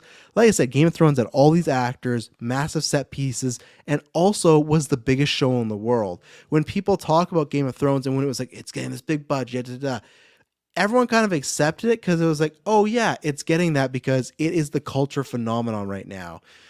A show getting 3 million less than that, like per episode, I know the report was they're happy numbers. Great. I still have not met anyone in my personal life that has met. We were talking about this last night with my sister and boyfriend. Had no fucking clue what Echo was. Like, because we're talking about what are you watching? I was trying to get them to watch Jury Duty because we're watching The Bear. Watch Jury Duty. Dylan recommended that. Great show. So, I don't know. We'll see. We'll be right back with some trailers and then some wrestling. And we're back. So let's talk about these trailers. So I'll list them off here. We got Ghostbusters, Frozen Empire, The Ministry of Ungentlemanly Warfare, terrible title, Ricky Stenicki, Immaculate, and Monkey Man. So I'm going to answer Maddie's question. And that's what you can do. When you're on Patreon at any tier, you get to send in questions to the newscast, to this episode, or anything, even reviews on there. Say, hey, talk about this, and I will happily talk about it, and we will as well too. So any tier do that, we really appreciate it. He asked, out of those ones that I listed, what is the ranking from like highest to lowest as far as my projects or the projects that I'm interested in, my height levels? So I will give it to here. All these trailers, but one I think were great. I think one was good, but it was good for me, great for the world. I'm going from the bottom. It's Ricky Stenicki at the bottom. We'll get there. Ghostbusters. We'll get there. Immaculate. And then the Ministry of that fucking title, man, is going to get me. The Ministry of Ungentlemanly Warfare. I'm just going to call it the Ministry from now on. I'm not going to fucking butcher that word and embarrass myself every single time. I have enough problems with how I speak. You want me to try and say ungentlemanly 5 times an episode? No. The Ministry. We're going with that. The Ministry of Warfare. That's second, and then Monkey Man's number 1. All these trailers other than Stenicki and Immaculate, I had not seen till this cast because I was putting them off just because I wanted to watch them. Fucking Monkey Man, that I'd heard people going nuts for this, and it's tough because everyone likes Dev Patel, I think, as an actor and a person, and I think people, when they like a person and it's like, oh, they're directing something, people get really giddy because they're like, fuck, I love everything this person does. They're going to be a movie, TV show. I'm going to love this too. There's many people. I love Sean Penn. He ain't a great director. There's many actors, directors out there that are great, or sorry, many actors that are great at that, but they can't do the other thing, right? So for me, it was like I always take it with a grain of salt when it's their first project, not the other projects. Like Jordan Peele went out and improved himself. The first one, because like, oh, people just want to be excited for them, right? And that's fine, great. But then I watch this trailer. Is this, now here's the thing. This is Dev Patel's first movie. Of course, right? He's been in the industry since he was a fucking youngin'. He's worked with some of the best. He has like I'm not gonna say an unfair advantage. He has a trained advantage where even someone like myself, as a director, like I've studied film stuff like that. I can never achieve what Dev Patel could because one, obviously budget, but two, just because he's been in the game for so long, right? But what I like about this trailer is it looks like he's been in the game and he's soaked it up. This does not look like a first time director to me as far as the scope, the scale. And what's so interesting about this is there is definitely the John Wick vibes, but there's also this like aura of almost what I wish Echo was. There's this like this ancestry, like living up to expectations, almost not supernatural would be the bad word, but a spiritual thing. And it doesn't look like there's gonna be any supernatural power stuff like that, but it feels very much like, okay, there's things in this culture, whether it be his family, his friends, his religion, around certain myths. And man, the action looked great. That's John Wick's part. They take times to make some jokes that actually hit. The Nicki Minaj one was all right, but for me, it was like, okay, I thought he's just making just a John Wick movie, but this looks so much more than that. Then the humor is, of course, like I said, I wasn't even expecting that, and for the most part, it was good. But to me, it was some of these shots, some of this. It looked very, very personal. Where that's some of my issues with John Wick, where 1 and 4, I think, do that. 2 and 3 get too much into the world building and the Continental and the fights. I love it when it's a personal story. Same thing as Mission Impossible 3. That's why it's my favorite. It's a personal Ethan Hunt story. This looks like, okay, it is a hitman, assassin, whatever, going out killing people, cool action scenes, some hijinks, but it is a personal venture. It is close to home for this character. This thing fucking sold me, man. I was like I said, I was thinking people were overhyping this just because everyone loves Dev, and Dev is good. I'm not trying to downplay him. Dev's fucking amazing. Watch many things, right? Of course, like Slumdog, everything, but go watch Green Knight, man. That guy, he is, I would say, maybe he'll be on the actor tournament we're gonna do here for Trust Told You. I think he's definitely one of the most underrated lists right now. People do not give him enough credit. And what I do like, and here's the pros and cons, because same thing for us over here at GeekVerse. We know, okay, what is the, like, what can we do good and what can we not do bad, or what can we do bad and how can we do that? With him, with it looking like he could be a great director now or on his way to become one, he also already knows his strengths and weaknesses as an actor, and it just seems like this trailer is nothing but his strengths. So he looks like a fucking $1,000,000. This thing, man, this whole Monkey Man aspect, some of the visuals reminded me, and not just because of the culture, but it reminded me of RRR, some of the slow motion, some of the fight scenes, which I appreciate. So yeah, I'm all for this. Yeah, good to see Charlotte Copley back. You haven't seen him in a bit there. Yeah, this is looking real good. Better than I would have thought from what I had heard. And I love the story that it was going to Netflix, and I think it was because of some culture aspects in the movie that Netflix didn't want to release it because they don't want to offend certain people yet. Jordan Peele heard this, thought he's either seen the movie or seen enough to know this should be on the big screen. He got his company April 5th. At first, it was like, oh, I'll see it, because like we got so many. That's what I thought could be, right? I have to see The Beekeeper this week because it's on VOD, and I said I would watch for the boys there. I was on the review. They just told me, oh, you got to watch. So I will get to it. But I just thought, oh, could this just be a cool action movie with Dev Patel? And I would watch that because I like Dev Patel. And if it's a cool revenge flick, I'm in. But this looks much more. This looks more like when people say John Wick, yes, but it looks like more like John Wick 4, where it is an action epic. So I'm going to be there. I'm seeing this in the theaters for sure. There'll be a review, I think, of some point, whether it's on Trash Told You or the group wants to, or if it's a mini review, whatever it may be. Yeah, this looked fantastic. So that's number 1 with the bullet. Number 2, let's go with the Ministry. So I'm love Guy Ritchie, love his early career. I've said this before where I don't know where the stopping point was. Maybe it was Man from U.N.C.L.E. I don't know. There's just a point where, other than Aladdin, I stopped watching Guy Ritchie movies. And I don't know why. I think it's just that he is putting so many out, and there was enough that looked like fine to me. This does look a little bit at times where, okay, we've seen certain aspects of this before in his other movies, so it's not like, oh, it's completely new. And even then, he's only putting out movies like every 2 years. Yeah, rock and roller, man. I think I stopped. I never saw King Arthur, saw Aladdin, never saw Gentleman, Wrath of Man, Operation Fortune, Covenant. I've never seen any of these. But I think with me, it was definitely the actors, but it was also great seeing Cavill in a role like this. He's like, he's stretched his comedy chops a little bit, but not to this extent. And to this extent where it's like, oh, he can do it. There's other times where people do it and you go, just stick to the jokes here and there, but don't make this your new wheelhouse thing. Cavill was looking unhinged in this. I was like, this is what I want to see. Alan Richardson is in this. Who else? There's another good actor in there, maybe a female. Let's see, but and I like the aspect, just like, okay, it's what is the fucking synopsis here? A British military recruits a small group of highly skilled soldiers to strike against Nazis forces behind enemy lines during World War II. Great, perfect. Oh, Damian Lewis is in there. That's great. Isa Gonzalez. Oh, there was some Henry Golding's in here. It's fucking stat cast. I thought there was somebody else in here that doesn't look like they're showing it here, but yeah, Cavill's perform like. That's what he's had 6 movies in 5 years. Is that true? Because I thought I just counted out that he had 2 every year. Let's see here. And that's the thing. I like Sherlock Holmes, love Snatch, love Rock and Rolla, Lock, Stock, Try to say that 10 times fast. Lock, Stock, and Loaded Barrels. Like, I liked all his work. I really liked Man from U.N.C.L.E. I just like, it fell behind. So let's see. King Arthur 2017, Aladdin 2019, The Gentleman 2019, 2021 Wrath of Man, Operation Fortune, and The Covenant.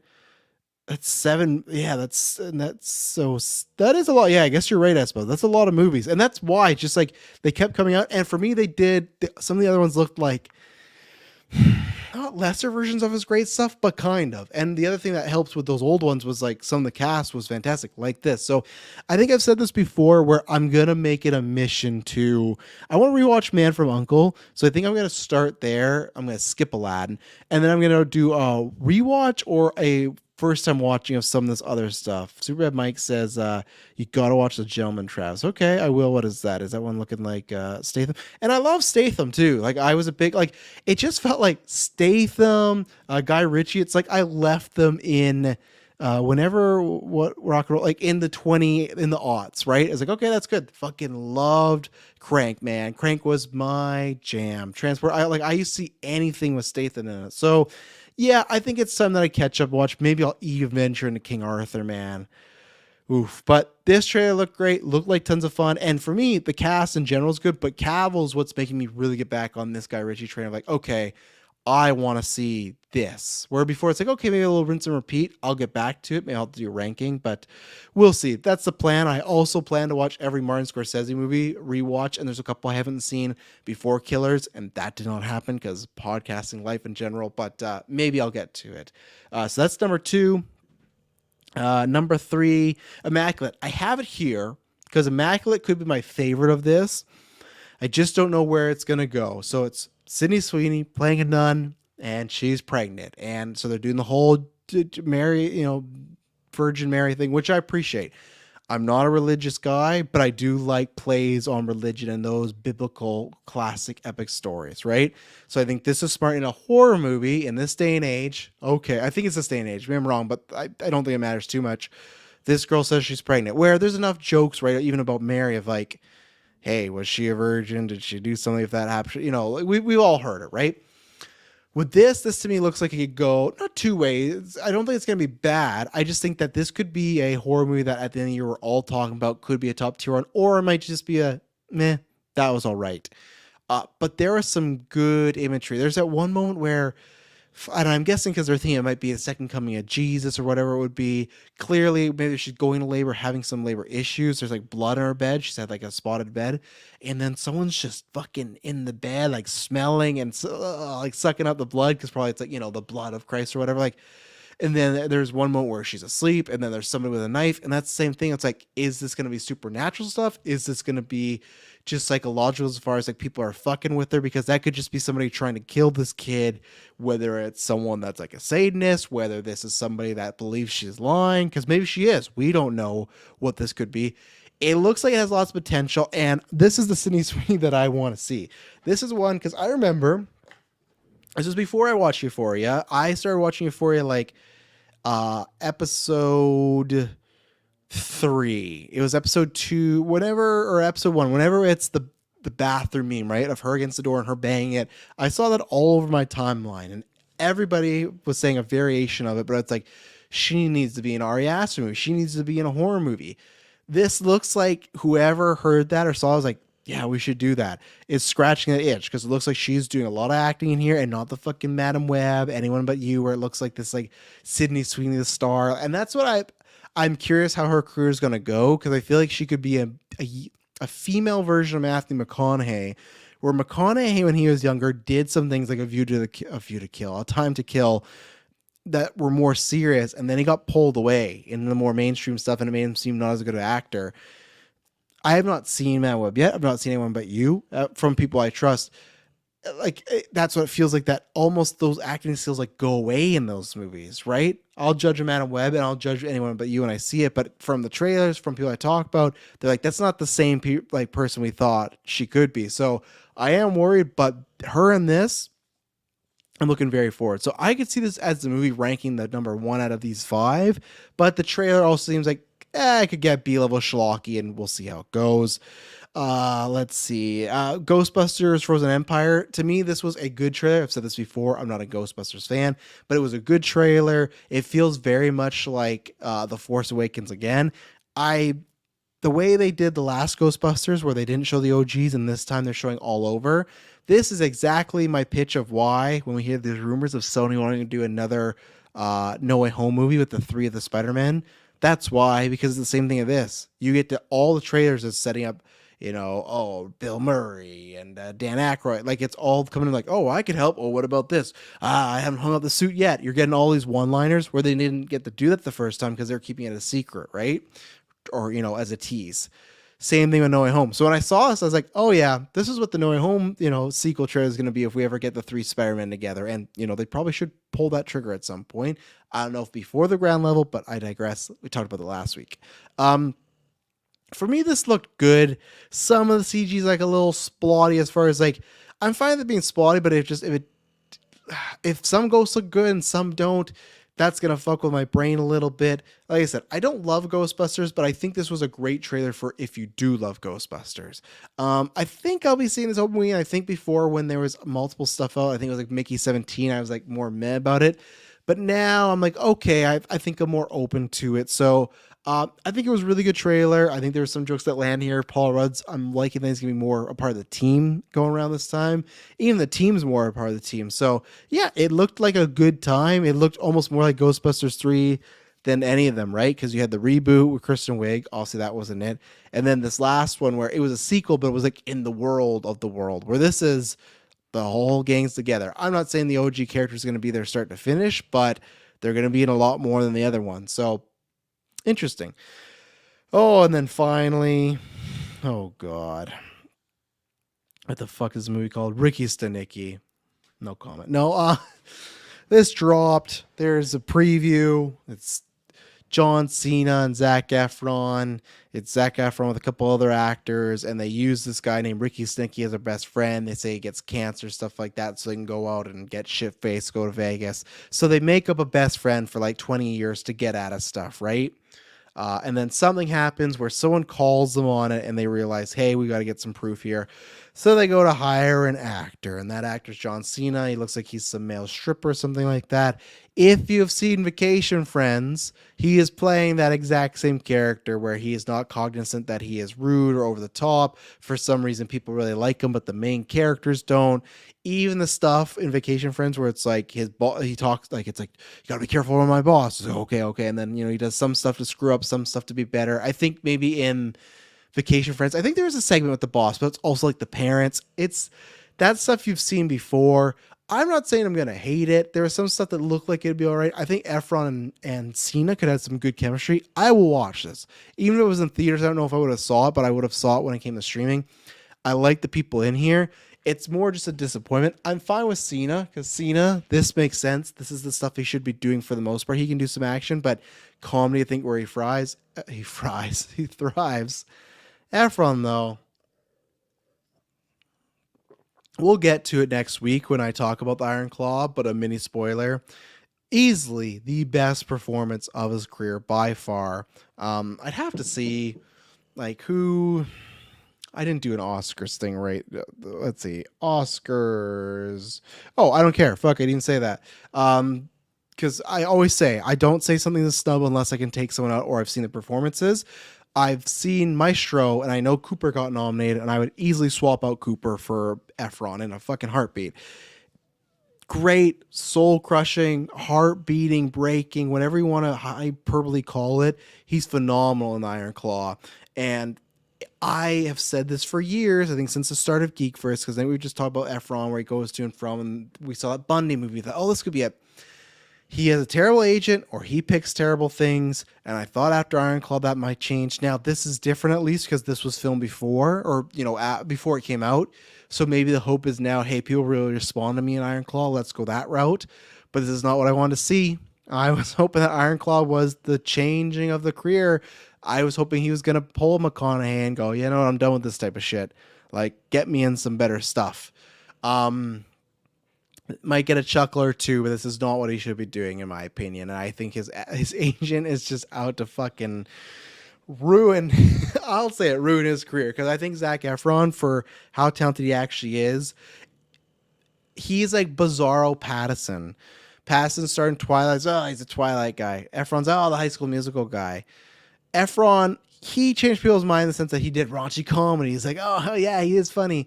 But I don't think he gets credit for being a great actor, where Pattinson has gone around where that guy could win an Oscar one year, right? I don't think Efron's there. I don't think he's taking that seriously, and I don't think the roles he's getting could do that for him. So it's time for a change. Zach, if you're out there, dump your team. Be like Dakota Johnson, who she saw the Mad Web trailer and went, fuck, this was a mistake. Fuck, they lied to me. This is not in the MCU. I'm done with this. I'm done with this agent. Zach, you gotta do the best. You gotta do what's right. Because even Ted Bundy, I was like, okay, maybe he doesn't got it. Maybe it's not a project thing. Maybe it is just him. But the Iron Claw to me showed like, no, he has it, and he could have more of it. But they just gotta make that change, So we'll see. Oh, okay. We're going to take our last ad break, and this is the wrestling portion. So if you have no interest in wrestling, you can bow out. If you do, it's going to be a fucking wild one. So buckle up. And even if you don't like wrestling, maybe you should, because, hey, if you watch Netflix, if you heard of Vince McMahon, it's worth it. So we'll be right back.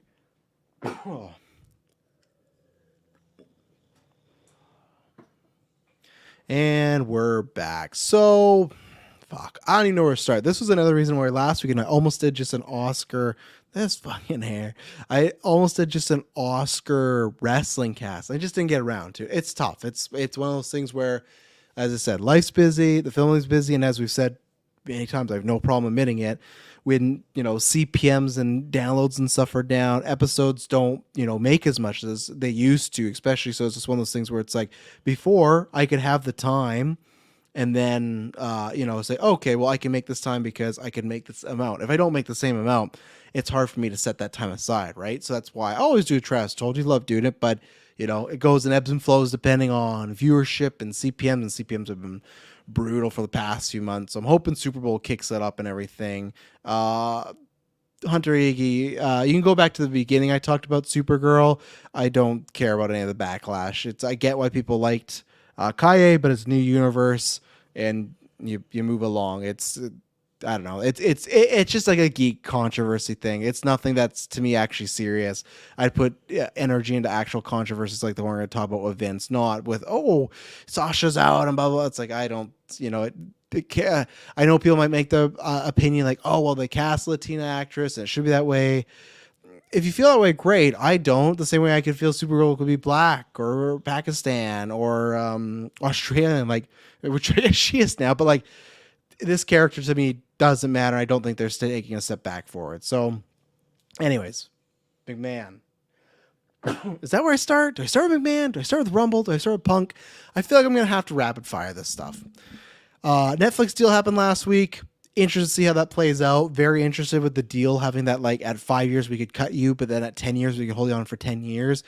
I'm very curious to see. Netflix is the big fish. That's the way to go. But I'm very curious to see what does a streaming what is a show like Raw that's been on the air for 30 years, that's the same age as me, that's usually at least had around 2 million people. I'll say 2 million because people watching after the fact, but at least 2 million, sometimes, multiple million. The Attitude Era, I think they were close up in the tens and stuff, like wrestling, whatever you think about it, tons of people watch it. What happens when you take a show like that that's been consistently there and take it off the air for even half a decade? Yes, the wrestling audiences will follow, but do you get less of exposure? Do you get less of the random looky-loo coming in and tuning in? I don't know. For me, it's great because we're going to get, in Canada, Raw, SmackDown, and the pay-per-views. And I think even in NXT. Perfect deal for me. Like, that's great. I'm very curious how it's going to go. SmackDown's still on TV. I know they're probably going to make up some mumbo jumbo, like the most watched sports thing or live content on Netflix at the who knows? That I'm watching with open eyes. They span it as like, I know people tried to spin it as like they doubled their deal. They didn't double the deal. They went up like 20 or 30%, which is still good, but they tried to spin it. As you can see, stock going down multiple times. People snuffed that out. Stock's going down for other reasons too. And I guess I'll wait to that part at the end, because if there's any people that don't want to listen to stuff about sexual assault or anything like that, that's your time to tune out. So I will let you know, of course. So that's your trigger warning. Excuse me. So that's interesting. The Netflix part. Rumble, I thought it was a good show, but not a great show. And that's fine. They don't need to have great shows right now. I'm not saying you can't, but it was not bad enough. Went, oh my God. To me, AEW is a situation where, okay, ratings go back and forth with AEW. They are not in that million thing, but they're sitting at that like 850 to 900, right? But with their attendance, they gotta build some better shows, booking wise, excitement wise. So that's where I say, hey, pay per view, you gotta kill it, right? You're in a stage where you gotta kill it and make good decisions. WWE could afford some fumbles, and this wasn't even a fumble. This was just a solid overall good show. The women's Rumble, I think, was great from 19 and on. I think the beginning had a lot of sloppiness, whether it was missed spots or just there's certain people that are maybe like Maxine Dupree, where it's like, you're just not at this level, and it sticks out when you're in the Rumble and you got to do these type of spots. Jordan Grace, I purposely got off Twitter for the wrestling side like the day before, because I started to see the whole like, this is who's backstage, this is who's there. There's so little surprises in wrestling. I like to be surprised. So Jordan Grace, the TNA champion, coming in and being in that was really fun, and she looked fucking great. She looked so great that I promise you WWE will sign her when her contract's up next summer. She looked better. She had a great showing. She looked better than, I wouldn't say majority, but at least half of the talent that WWE had. And she has an impressive look. Yeah, I've not seen a bunch of wrestle. I've seen enough to know that she's good, but there's just something now where it's like, man, she feels like she's just fully put together. So I'd love to see that in the future. But yeah, from 19 on, I thought they had a lot of good, memorable spots. I thought they had a lot of clever spots. I thought they had a lot intensity moment things. Jade Cargill, they fucking hit a home run. She is already a star. Whatever people like weirdos want to say, oh, AEW fumbled her. They made her into a big star. She was like 50 into like, if AEW didn't book her the way she was, she wouldn't be getting that big highlight in WWE. But she rose to the ability. She looked a little nervous when she came in, but when she got that ring, she fucking snapped out of it and delivered. And I hope that her training and stuff goes well, because I think she could be a big star. And she's great on the mic. She has such a presence. But they hit a home run. They hit a home run so much to the point where I thought they were actually going to maybe give her the win. For a split second, I'm like, man, they might. Because what a fun stat that would be, right? First WWE match, you win the Rumble. I don't think that's ever happened. So yeah, no, it didn't happen. I was gonna say Ronda, but I guess she just came out after. So yeah, it's the women's one was really good. That felt like, if the whole Rumble was like that, that could have been an all-timer, but to me it was just the ending. Lots of great spots, lots of dynamics. Liv being back is great. Bayley getting the win, very well deserved. I don't know if she's gonna get the main event of WrestleMania. We'll talk about that. I think she should, because obviously again, we'll get there. Rollins and Punk is off. That was going to be the main event night one. I know that I'm of two minds where Rhea and Becky was supposedly, this was the train of thought, right? Or the rumor mill. Fuck, rumor mill. It was going to be Rhea and Becky, right? And then it was, okay, Punk's here, so we're going to do Seth and Punk because that's the big money match, right? For many reasons. And then, Punk gets hurt, which we'll get into.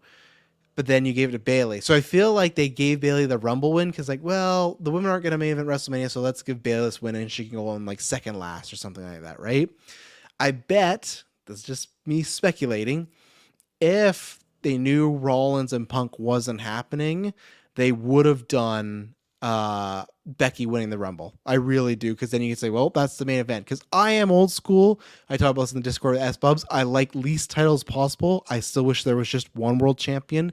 I know they did the whole because, they needed Seth to have a title, so people are there weekly because Roman doesn't work weekly. No, you know what they should have done? Fucking made him lose last year, and then Cody would have been here the whole time.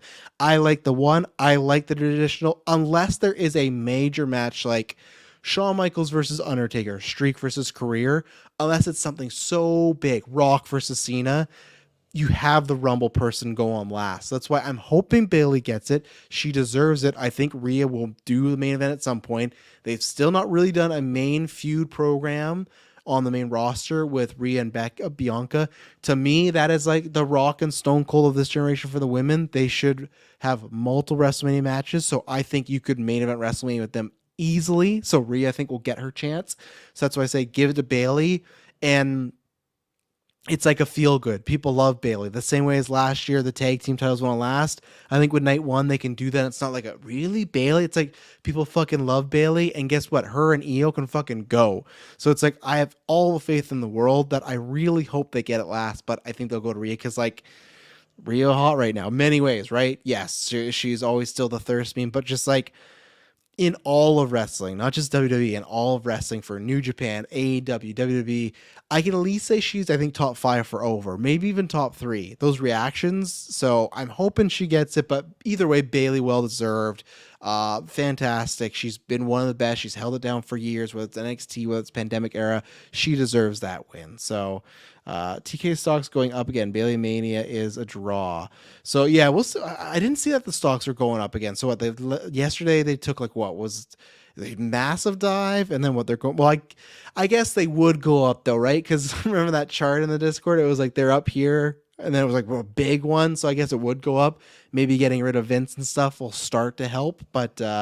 Would have loved to seen Tiffany hit her moonsault because it's amazing, but the Swanton is great, says S-Bubs. Yeah, even then, though, I still think Tiffany got a really great showing. I'm less familiar with the new NXT kids.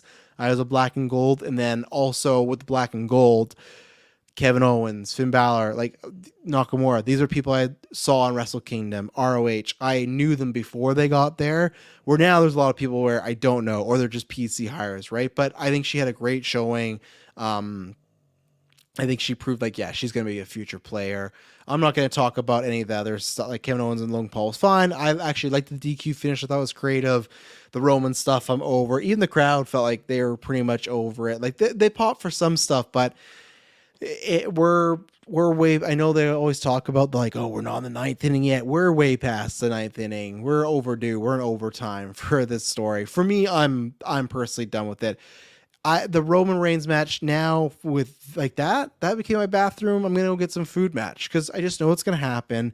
And I thought the match was good enough, and it picked up a little more towards the end, but then they do the fucking solo spot. And it's just I wouldn't be mad at the solo spot if they did it every once in a while, but it's just every match. It's just so uncreative. It's just so fascinating that you have Hall of Famers, people that have worked in the Attitude Era, and just every ending is lol Solo Sokoa. It's cool. And that's where hopefully that happens at Mania, and then Cody gets the win. But yeah, it's lost its juice. It really has. Think about last year when they main evented the show because it had to, and they turned on Sami to now. They've made way too many errors. I still think him keeping the title was an error because half of his, no, not even half, for what he was here, majority of his storylines were about family, not the title. So the title was almost like an afterthought. And then what he has LA Knight in this fatal 4-way, which I didn't watch all of SmackDown, watch here and there. I agree with people that the lead up was kind of a little disappointing, but I just think it's like stuff with The Rock, stuff with the Usos, stuff with Solo. You don't need the title, and I think that gets it more juicier too. So I think I'm not gonna say everyone's done because I know people love Roman, but I just feel like more than ever people are starting to like, okay, let's wrap it up here. So, and I'm definitely at that point again. Cody should have won this year. Cody won the men's rumble. I thought the men's rumble was all right. I thought it it was a lot of spots of a guy would run in, hit one big move, and then they just go in a corner and punch people. There's people like Carmelo Hayes that came in, did great stuff, but there's just a few, and even then I remember he did a couple great moves and he was on fire, and then he got clothesline, and they win the corner. They did a lot of throwing guys into the corner. I felt like, and I don't think it was the Brock thing, like him not being there, because they just gave Braun that spot. There's one where Braun had a fantastic showing. So it wasn't without its showings. It wasn't a bad Rumble. Trust me, 2015, 2014, we've seen fucking bad Rumbles. A bad Rumble is the is the worst. It's not like when I make the joke about popcorn or pizza and sex. It's like, well, bad sex is still good sex. No, a bad Rumble fucking stings. It is awful. It sits with you for years, So, as well, so Shinsuke was in there for 20 minutes, and I don't remember anything he did. While Braun was in there for 5 minutes, and I remember it all. And that's exactly to the point. I don't share this same sentiment, but online there's a lot of Jey Uso's the Iron Man, but I don't remember much he did. And then people go, well, that's Iron Man. You stay in there. I'm of two minds where, yes, if you stay in there the whole time, like the longest, you are the Iron Man. But to me, the classic Iron Man performances are the lots of character arcs in the middle and lots of they eliminate or just get like they just almost get eliminated and they're looking fucking exhausted. S-Bubs, go watch Sean's Rumble when he won at 1. Go watch Ray's Rumble when he won at 2. Go watch, there's one good Rumble. Oh, I'd have to find the year for you, but with Ziggler, where it's just like, it's that like, oh my God, like I'm done. Even Gunther last year, that's an Iron Man one where Jay, he was the Iron Man. Liv Morgan last year, Iron Woman, like that's where it's just like they look like they're fucking dead. Where Jey Uso was in there a lot, but like, I unfortunately remember Jimmy more, which that was a great spot when Gunther slaps Jimmy or Jay, and then other Uso wants a high five, and Gunther just fucking pancakes him. So good. But anyways, it just felt like they did not have as much memorable spots and key moments as the women's did. And even the women's was, I think, lacking some in the beginning. So for me, it's not the surprise entrance. I know some people get disappointed by that. I'm fine with surprise entrances. I don't need the legends. To me, legends, I'm fine with one in there. There was years where there was like 5 to 6. It's like, hey, I don't need to see these 67-year-old guys come in here, do a couple moves, get thrown out. Like, and the Pat McAfee thing, like, I know people didn't enjoy that. I didn't care so much. I don't think you need to do that. You could throw someone in, but at the same time, it's not like somebody was going to win in his spot, right? So, but it comes down to Cody and Punk, and Cody gets the big win for the second year in a row. So I do like that stat of, hey, no one's done it since Stone Cold. It's been over 25 years. I thought they had like, that was my issue. It went final 6 and then a final 4 and then the final 2. And that's where I suppose I'm not sure, because some people have said that too, where it was just maybe the crowd. Some of the people were tired or whatnot. It just felt like the hype was not there. CM Punk doing a pedigree to Cody Rhodes, that should have been a fucking huge pop. And it got like like it did not feel like the finals of Royal Rumble for what they were doing in the match. And that it just felt like at some point they were just together and they were just fighting. And it's like, okay, where's like the drama here, And I feel like Cody and Punk tried to do that, but he was a little gassed and he was also injured. So now in retrospect, they did the best they could. I liked the pedigree spot. I liked the not losing of Dusty's kid, and then you get tossed out. Like, that's good. I miss that. We probably could have got like the heel CM Punk, but we'll get there. As far as, thank goodness he didn't win for multiple reasons. But yes, Cody wins. The Dome Stadium's so tall that the sound doesn't carry a TV base from what I saw.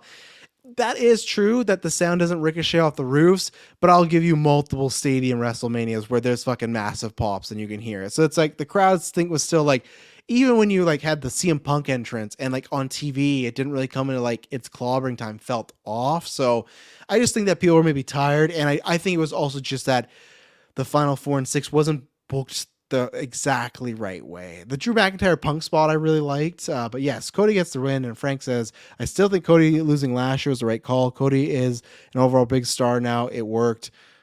I don't think so. I think he's the same. Like, I don't think the loss made him a bigger star. I know people also do this idea of like, well, do they want to take the title off Roman because WWE is having their biggest year yet? Roman's barely fucking been there, guys. Like, if you also look at them, like fucking R-Truth is moving the most merch right now. Like, I think Roman Reigns, the bloodline has definitely, last year, I think you make that argument. It's definitely helped. I think this year, from WrestleMania now to then, I think that's like a lampshading argument of like, well, you can't take the title from Roman. And I don't think Cody's big. That's like and again, I don't have that answer, right? Because it's me playing a what if game. But I don't think so. I think the problem with this is the pop and the reaction is going to be less, because I was talking about this Chris Evans on Twitter. The two examples I will use is HBK and Michaels won and Rock and Cena won. When The Rock won, I don't think people definitely thought The Rock could win, but I think everyone thought, okay, WrestleMania 28, the first match Cena and Rock, once in a lifetime, right? Well, Cena has to win. He's the future, passing the torch. So when The Rock won, it was a fucking shock and a huge pop. HBK and Undertaker, I don't think I thought Michaels would break the streak, but the match was so good, it convinced you. Jump to the next years for both of them. It was Undertaker and HBK again, career versus streak. Everyone just knew Shawn's losing, and you can watch that match. The crowd is not there like the first year. Rock versus Cena 2 for the title. Cena lost the last year. Everyone knows he's not losing again for the title. The crowd was not there like they were the year before. So that's where I'm saying that you could maybe argue he's like a bigger star, but I don't think it's to tenfold. I really don't. People are still singing his song. People are still buying his merch. Even the past few weeks, he's not even been in the top 10 for merch sellers. It's been like Punk and Archer. So it's not like, man, he sold a bunch of merch before and after. I don't think there is a sign where you could do that, where at least if he gets the title and he becomes the guy, the full guy, you can go, okay, he's really a bigger star now. To me, that is the test. I think the only test that, if they wanted to see worked, was, hey, let's give him a loss, which again, as was talked about this week with all the Vince shit, the word is that he was going over and Vince strolled up that week and said, let's keep it Roman. So to me, this is the thing where I know people like the bigger star argument when it's coming from the idea of Vince, and the rumor was that Cody was going to go over and Vince kind of changed it. Same thing as like many people said that Monday Night Raw after that, he ripped up all the fucking scripts and said, let's do this, let's do this. I'm not going to trust a Vince McMahon idea. We've seen the much past decade where that can go, right? And I do believe that narrative, because it just, none of the story they had for Roman had anything to do with the title. Cody squandered around. You could have easily made Brock a title contender, Nakamura a title contender. You could have done a bunch of shit. You had Cody both brands. So that's why I don't believe, and I don't think it did make a bigger star. I feel like it showed that he could sustain it, which is good, but I'm not on that case. And I think that's my problem with this year is he's going to get the win. They'll make it special, just like Shawn retiring, just like Cena beating Brock, but I don't think it's going to have that same oomph now. It's not the same like last year where it's like, hey, we want Cody to win, but they still might go with Roman. And they did. A mistake, in my opinion. That was like that win. Listen to that fucking crowd. I think if Cody wins, that's one of, if not the best main event WrestleMania.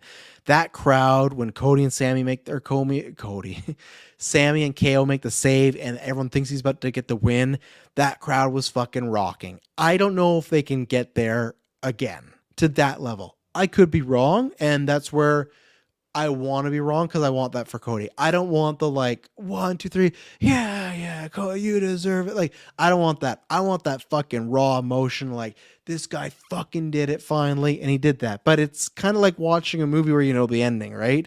So that's my thing. Where I just feel like we kind of wasted a year, in my opinion. I feel like you could have had Cody have a whole year run, and we get Cody and Punk next year. I'll leave that. I'll always have the opinion that they should have taken the title off of him, because I think both Cody's stories would have been better with the title and Roman's stories would have been the same or better without the title. I don't think you could go either way. The pop, I will reserve judgment, but as somebody that was in I was live there for Cena and Taker, both of them, and Taker and Michaels, both of them, and Cena Rock for both of them. I know what the crowds are like. We'll see. It would be a huge pop if Solo turns on Roman at Mania. I feel like it's leading to that. I really hope not. Fuck, that would be awful. I don't want Cody, unless it's like to equal something else out, like last year where it's like the Usos come out and then Sami and KO come out. That's fine. If it's a one-on-one match and Solo decides this is the time to turn on Roman, that's where you'll fucking make Cody dead in the water. Cody beating Roman by like cheating in a sense. No, man, that's bad shit right there. So I hope that doesn't happen. As well, according to Seth Rollins on Monday, Roman's not the guy, I'm the guy. Yeah, Seth's just always going to be the bridesmaid, unfortunately, right? And I don't think that. Oh, we already know Roman is catching a rock bottom from special guest referee The Rock. Again, I'm fine with it if other people are cheating, but if it's just like how people had suggested, well, oh, Cody could win Money in the Bank. It's like, no. We needs to beat him as clean as possible. Even then, I still think that he should still beat him clean, and that should be the end of that story. Finish the story, right? But that's the way. But yeah, Seth is unfortunate the bridesmaid, never the bride, in my opinion. I love Seth. He's definitely would be in my top 10 of current guys. Just that well, maybe he wouldn't, because I fucking hate the gimmick. I like the past few weeks that he's been toning it down, but I don't like Joker Seth. It's a put on. It doesn't feel natural. And I think, I didn't used to believe this, but I believe sometimes it's just, hey, people like to sing a song, the old school Seth Rollins, that's where that shit's at. So Cody wins it. Hopefully we get Cody and Roman. Cody wins. Let's fucking move on and let's like start this new era up. And I'm very excited for hopefully Cody to get his moment now. The guy, he's the fucking guy. He's been the guy for a while. He was the guy. I'm not saying to say he was the guy before he left WWE, but there were signs of him being the guy, and they fucked that up. Like, he is the guy to lead. I know people go, oh, well, then when he wins, they're going to turn him like Cena. Maybe, but one, I think he's smart enough to do some change up things, and two, we don't know that, because I think Cody's a very different type of baby face in that universe, where Cody got popular how he is right now. Cena got popular for being an edgy rapper that's almost radar, and then when he won the title, he became a PG act. Very different, right? Get to Punk, torn triceps. Fuck, that sucks. I don't have much to add there. It's just like, I'm not going to be the assholes that say it's karma. Yeah, it's one of these things that he did a bunch of shit in AEW, and people say, well, look what goes around. I'm not going to say that, because I don't want to wish injury and stuff on people. That's not great. It sucks. It's one of these things I do believe that he needs to get better. He needs to heal that, take as much time. And, people's bodies are their bodies. So I'm not going to tell him what to do, but like, in 2 years, he's been injured 3 times, required surgery. He's been injured 41% of his return run. That's a sign of his days are very numbered, and it fucking sucks. You could see the 2 times he's cried that much that I've seen him is like in the public. I'm sure when people pass away and stuff, but in wrestling, when what was I gonna say? When he came back for AEW, not even when he won the title WWE, when he came back to AEW, like debuted for the first time there, and when he was leaving ROH, he was crying like a baby here, and good for him. And that was almost a little good for me too, because it showed like, okay, good. It's not maybe just all about the money. This is something meaningful towards him, which I still thought so, but you never know, because I still agree with some people like the Eyes Chica. Like sometimes it does look like he's just not into this, and to me, I think that's. They give him a bunch of bullet points, and old Punk would be like, nah, fuck that, I'm not doing that. But he's playing ball. I was like, okay, I'll do this. And I just feel like sometimes you can just see that was my problem with the Cody Punk promo last week that people loved. It just felt like at times it was still, I got to hit this. And you can tell there was like some stuttering and some awkward space in between the time. But either way, it sucks for a multitude of reasons. Him and Rollins, I think, would have been great. Even if they weren't 100%, the story-wise, getting there, the story in the match, I think they would have really delivered. That could have easily been match of the weekend just on a story-wise. They put in their minds together, would have been great. So huge bummer, and I really hope it happens next year. I agree with the narrative of have Punk win the Rumble next year, him and Cody. That's a fucking huge match. Make Punk turn on that heel shit. You got your moment, I didn't get mine. Whatever, you beat me in the Rumble. I was this close. But yeah, it's a bummer. I'm always gonna be a Punk fan, but barring nothing really bad happens. And again, as I said, whatever side you're on, you can't not admit that like the shit in AEW, some stuff was bad there, right? You don't go around like getting in fights, especially at this age. It's like, come on now. There's some stuff where it's like, but this guy made me like, fall in love with wrestling. I'm always gonna support him. He's one of my favorites. So that was a bummer. I really want him to get that, even though like, again, I'm gonna be that guy. If you're not the main event of night 2, I don't think you're fully the main event of WrestleMania, because that's still the last match. They decide to go on last. Sure, there's night 1, but I'm an old school guy where last match, that's the real main event. But then I would kind of, break a rule and say, oh, well, if you're looking at main event, Sasha and Bianca, that might be the best main event of all time. And that was night 1, right? So just sucks. And then what do you do with everybody? And maybe some people are asking questions here. S-Bubs, who do you think is beating Gunther? Drew retains against someone at SummerSlam, then by God, CM Punk's music. Drew McIntyre, holy shit, made him on the way out. That's good business. Yeah, Drew's on fire, and I have to think that Drew has a new contract. That's been the rumor that he doesn't, but like the setup there, like they should keep Drew. He's on doing some of his best stuff. I really don't know what they do here. To me, I know people go with Seth Gunther. I think the only way you do Seth Gunther is if Gunther's going over, and I don't think he would go. In my opinion, he has to lose the IC title, and then you have him go over, because I just think the double champion's weird. I think if he's IC and world champion, I don't want to see them unify the titles. I don't want to see him lose the IC title while he has a world championship, because the person would be like, why can't I have the world title either, right? So I don't know. I suppose Drew doesn't have a contract like MJF doesn't have a contract. MJF's is different. Drew's legitimately, people have said like last week, like he's not signed as far as they know. MJF, that fucker is definitely signed. So we'll see. But Gunther, I don't want him in the world title scene until he gets the fucking mega monster run, and then he doesn't lose till he loses the title, like what Roman's getting now. So I don't think it is Gunther. I'm not 100% on that though. I don't think it is. And who do you think would beat him? I think Sami Zayn is always a good option because people love Sami. I think strap the rocket to Braun and give it to him. That's the thing where I get the value, but with Brock, I am just over it where like, oh, that was Brock's spot. It's like, even without those allegations and stuff, I would have much rather had Braun doing that because he's shining. It's like, good, new star, have fucking Carmelo do it. Like, that's where I am. Carmelo, Braun, Sammy. I thought Jay was a good pick too, but I think people are right where Gunther or Jay's going to, first his brother and everything. So I thought Jay worked. So I think there's lots of options on there, but I just don't want him to have both titles. Unless they unify them, but I don't also want them to unify them. But at the same time, they have a lot of titles, so maybe. I don't know. SPUP says, Knight is beating Logan at Mania unless things really change, as people are saying.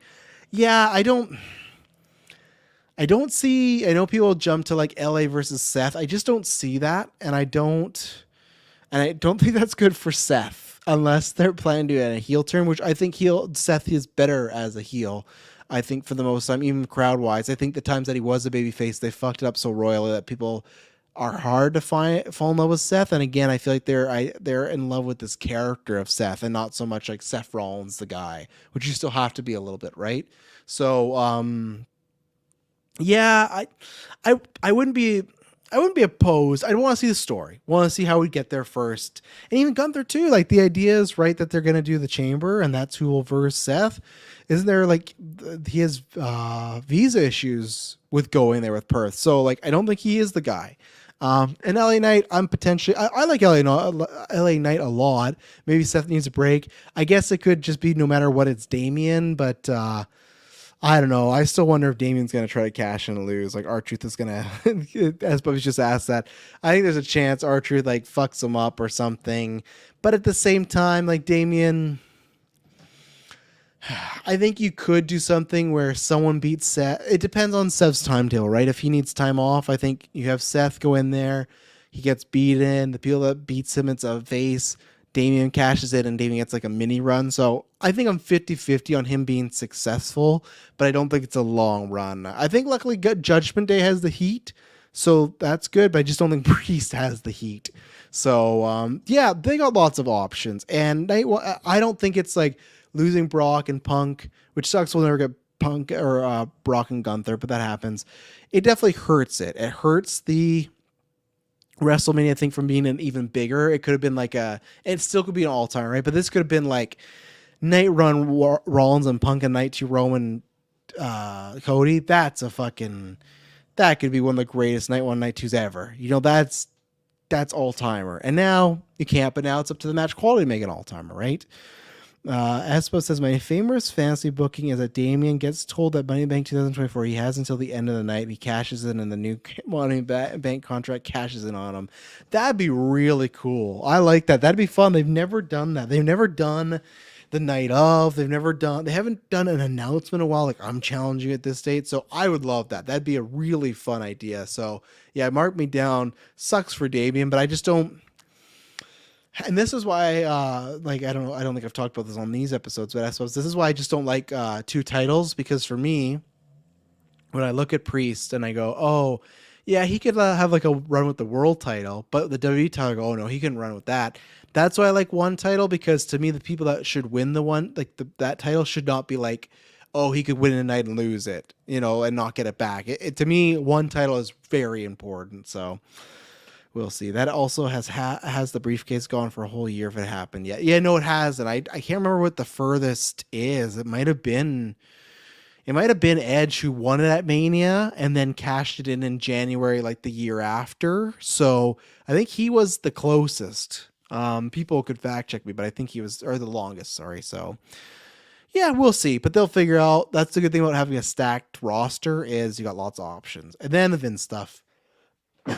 I don't know. I don't got lots to add here. Because there's not anything to add. Like it's just as long, like, I guess if you thought I was a shit person, maybe you'd think I might have some hot take to come here and be like, no, Vince is in. It's like, it's all alleged and it's all going to either go to court or probably be settled out of court. So it's not going to happen. That sounds like the word on the street right now is, hey, does this woman decide to go to court and drudge this out? Or does she maybe take some money in a payout or a settlement? Or does Ari Emanuel do that, right? Ari Emanuel, that's the name. Who knows? For me, this is all speaking in the alleged term. If this was true, it's not surprising. There had been, like, many people talk about years before where, hey, Vince has me an open marriage, not with Linda, but like some of the stories we've heard could err on the side where, seems not great, right? And it sucked that he came back the first time. I was purely for years just wanting him gone for a creative reason, but this trumps this in so many reasons as far as, like, who gives a shit about creative and TV, right? This is someone's life and multiple other people's likely. I can't remember the stat. It's like he has 12 to 15 million of other NDAs. So it's like there's one NDA in 2004 or 2005 they paid for, which was 7 million, now 11.5 million with inflation. Bigger than some towns making their whole career. That's fucked up. Like, if you know what this NDA is about and the other stuff, it's all bad stuff. It's nothing good. The dynamics aren't good. And again, I'm not here to kink shame. You can read those, and if there's some stuff you're into there, that's completely fine. But it's all about 1, consent, and 2, the dynamics of the relationship and being an employer, and even stuff like the alleged showing stuff, even if it's not true, like just saying that, like, right there, those texts are really bad. And that's a good thing in this day and age. You can prove if texts are faked or not faked, like all that'll come out. And that's why I think it'll probably just be a settlement. But it is it's a tough thing for me. Luckily, and not luckily, I shouldn't say that. Unfortunately, with the stuff that came out last year, I've had some more time to reconcile my fandom. And there's so many people involved and so much have grown that it didn't, like, push me away from WWE. It is harder in the sense of, like, Vince McMahon definitely was someone I looked up to at times as far as, like, man, look what this guy's done. What a powerhouse. Even the shape he keeps himself in, even though probably as I got older, learned, hey, there's some chemicals there. But This is the guy that created one of the things I love the most. You know, like wrestling is up there with comic books, like when Batman. Like I've been watching wrestling since I was 6 months old. I grew up with it. My family was from Calgary. I love Stampede. They showed me WWE. I had fucking Rock birthday cakes when I was a little kid. Like this. So much of the things I love in my life are based on wrestling. He created that. And not all people are all bad and they're not all good. But at the same point, this is stuff where it's like, it can get the layers that's so bad it's tough to watch. But at least with him, for me, it's like he's on the background of it. It's tough to like. I think Vince as a performer was amazing, but now it's like I don't think I can watch that stuff the same way, right? Especially with some of the stuff that character does is very similar to alleged things this guy has done, or just the mannerisms, right? So, and then the stuff with Brock, that's not good. And again, I was ready for Brock to be gone creatively, but this is more than that. So, if this stuff is true, fuck them, get him out of there. And, they did the right thing, like, obviously. And at the end of the day, they're not doing the right thing. They're doing the thing that's caused by money, right? They still didn't act until sponsors started pulling out. So don't get it wrong. Like, same thing that happened with the Jericho stuff a couple weeks and TK. And then this, like, as much as we want to love these people, there's still like, that's why you can't pull the more high ground. You can pull the, hey, they should have did this better. But like, hey, for the past whatever year, if you were paying for the W Network or Peacock, some of the money was going into Vince McMahon's pocket. And now all the stuff we know, and we knew some stuff beforehand, does that feel good? No. But do you want to watch the stuff you do? That's tough, right? We talk about all the time, art and the artist. Same thing, Benoit, I've talked about many times. I can't really watch Benoit matches. That was one that hit, like, and that's where this is at least older as an adult. So much of this stuff, like Harvey Weinstein stuff, has happened that you're more prepared for it. And not that I'm like, oh, whatever, I can watch wrestling now. No, it definitely is like like even some of the Saudi Arabia stuff that happened was like, like how, like sometimes there was times where like, can I watch this? But there's other people that you hope that are not, even if they knew some knowledge, didn't know the vast, how bad it was. And there are other people that didn't know, for sure didn't know, right? So you don't want everyone just to go down and lose their jobs and stuff. So it's not a black and white situation. None of it. Like, I know people want Triple H's head after that press conference. Did he bungle it up? Absolutely. You don't open up with saying, oh, it's been an amazing week. No, it hasn't, man. Like, this, like, this puts such a black mark on the industry. The way that if McMahon's gonna be like Benoit, where they're already removed from the website and like stuff like that, like, the fact that the name McMahon, you could say that, and it has a black cloud over it for a very long time, that's not good, because that's the guy that created WWE and made wrestling as big as it is. Not saying wrestling wouldn't be around, but he took it to another level. That's not good. It's not a good week. He should have been prepared. They should have prepared him. And that's where I will say, not that going after Triple H's head, but with people saying that he kind of is nonchalant about it, that is a bad thing for whether it's just the vibe back there or if he knew anything, because people say, hey, in these reports they talk about how like the culture and the vibe, and the way Triple H acted was very much like that. And it's tough because he's grown up, he's been in that for so many years, right? But it's like, I'm not gonna say, oh, he knew everything. Yeah, again, he said dumb stuff like, I haven't read the lawsuit. What? That does it. Either one, you're lying and that doesn't make sense because look at the position you're in. You'd have to read the lawsuit. Or two, if you've not read the lawsuit and you're in the position you're in, how the fuck am I supposed to trust you? Like, it was so mishandled, especially when Cody Rhodes given a better answer. That doesn't make sense, right? But at the same time, I'm going to wait for more details, more investigation, more study, because at the point of, if they didn't know, or if they just thought, hey, he's fucking around on Linda, or they have an open relationship, whatever, it's not just a business thing. For Aria Emanuel it is, but like and Frank brings up like Stephanie leaving makes a whole lot more sense. This is why, and Shane too, this is why for me, I'm not ready to cast them out of like, I can cast out Triple H, not cast them out, I can go to bat for Triple H on his comments and say, yeah, dude, like, you got to be more cognizant of the situation. You got to be better about this. Everybody has to be better about this. Even taking the route of it's a legal issue and I can't mention it. Multiple times, Stephanie, Nick Khan, Triple H voted against Vince coming back. They voted him the first time. They voted the second time. He just came back. Stephanie left, came back, left again when her father got back. To me, that tells you, and I'm not saying like tinfoil hat, the narrative of them leaking information. I don't think that's out of the realm of possibility. Even Nick Khan, like, I really don't think that is. We've seen shit like that happen all the time.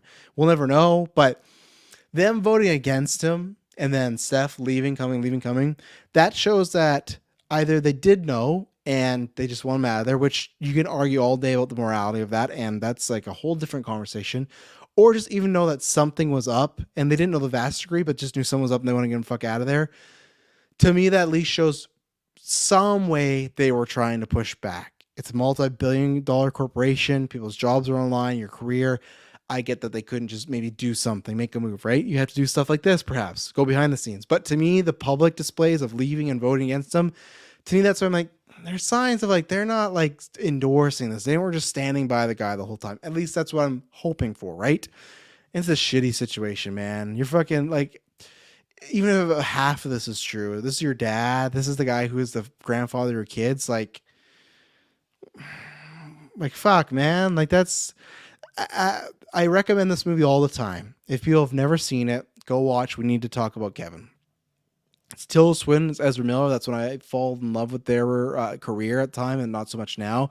But I thought this actor, they got it. It's like minor spoilers, but I think it says in the synopsis. I think it's just the way they showed in the movie. You might not know right away. Tilda Swinton plays the mother of a child who does like a school shooting, and it is about how the fuck do you go on? Like, you got the scarlet letter. Everyone, like, you're the mother of the kid that took a bunch of people away from us. Now, this is not that same amount of it, right? And it's not the same amount as Benoit. But, like, if this stuff is true and more stuff comes out, or if it's proven true, or even if it settles, it's like, and there's been enough of it now to come out where just people are going to resort to, this is true. Vince McMahon would need the biggest smoker's gun to prove this not being true. So if it is true, it's just like you got that last name, and now it's just like hopefully people look past and just go, and they will with time. I hate to say this, the sooner Vince dies, people will move on. The more Vince is alive and sticking around, that cloud will stay around, and it will remind, hey, you're Vince's daughter, you're Vince's son, or you're Vince's grandson, granddaughter. When he's dead, people will tend to move on. So it's not good. Luckily, again, for them, they got lots of money. Lots of them can hide. Their kids aren't going to have the same type of schooling that our kids would have and stuff, where it's like they had to go to school. They probably did, but at the same time, they could have skipped a day or go to private school. Not saying that's ideal. Your grandfather should not put you in that situation. But yeah, it's not good. They made the smart move, but it was a business move. I don't know if they would have made it if people didn't pull out, but and now he has really no way to get back in. Never say never, because it's a crazy fucking place, right? And maybe something goes his way. But I hope it's just moving on time. I hope there is an investigation, and I hope there's more done. And I hope even if it is someone as a Triple H and Stephanie, as far as, hey, even if it's a mistake, even if it's like, hey, I learned this, I didn't know what to do. I knew it was going on. I didn't know what to do. Because look at this is my last point, and this is where again where I go, it can't be black and white. Where Tarantino is the same thing with Weinstein, where he didn't know 100%, but he knew enough that he feels like a piece of shit, and Warrantley is a piece of shit for not doing anything to help those women, right? But at the same time, the dude has said, I didn't know how bad it was, and I have so much regret for that. I should have done this, this, and this, but I didn't, and I was a coward. And he said that many times. Like, I don't know if he's a coward, but he's pretty much said the equivalent of that, right? Tarantino's different. He's director of his own man. And I would understand if anybody, Triple H, Stephanie, Shane, or even wrestlers knew some of this and they would say, hey, this happened. I knew it, didn't know what to do. Fully regretful. Do you accept apology? Do you accept forgiveness? Maybe. That comes up to the eye of the beholder. I think it depends on the situation. But at the same time, if they also went, hey, we investigated this, you did this, you put an employee in a danger spot, especially with Vince saying he knows somebody that makes problems and people go away in the supposed text. If they gotta let them go, they gotta let them go. And WWE is a big enough brand that I think it would survive an initial firing of Triple H, Stephanie, and no, Bruce Pritchard, no previous people associated with WWE. I think they would survive at the start. As it went on, I don't know. That's a whole different conversation. So, but I hope that the right amount of circumstances and consequences are done. And it's a tough situation. It's just shitty. It's not a good place to be, especially as a wrestling fan, as somebody that grew up with this product, grew up with Vince McMahon on my TV weekly for many years and loved his character, loved the performance. It sucks, it does suck if majority of this is true, if any of it's true, actually, because there's a lot of bad stuff in there. So, not a positive note. It's going to change the landscape for a while. Triple H needs to work on that PR. And yeah, that's Travis Told You. Went longer than I thought it was going to go. But thank you very much for tuning in. When you hear from me next, it'll not be boring. See ya.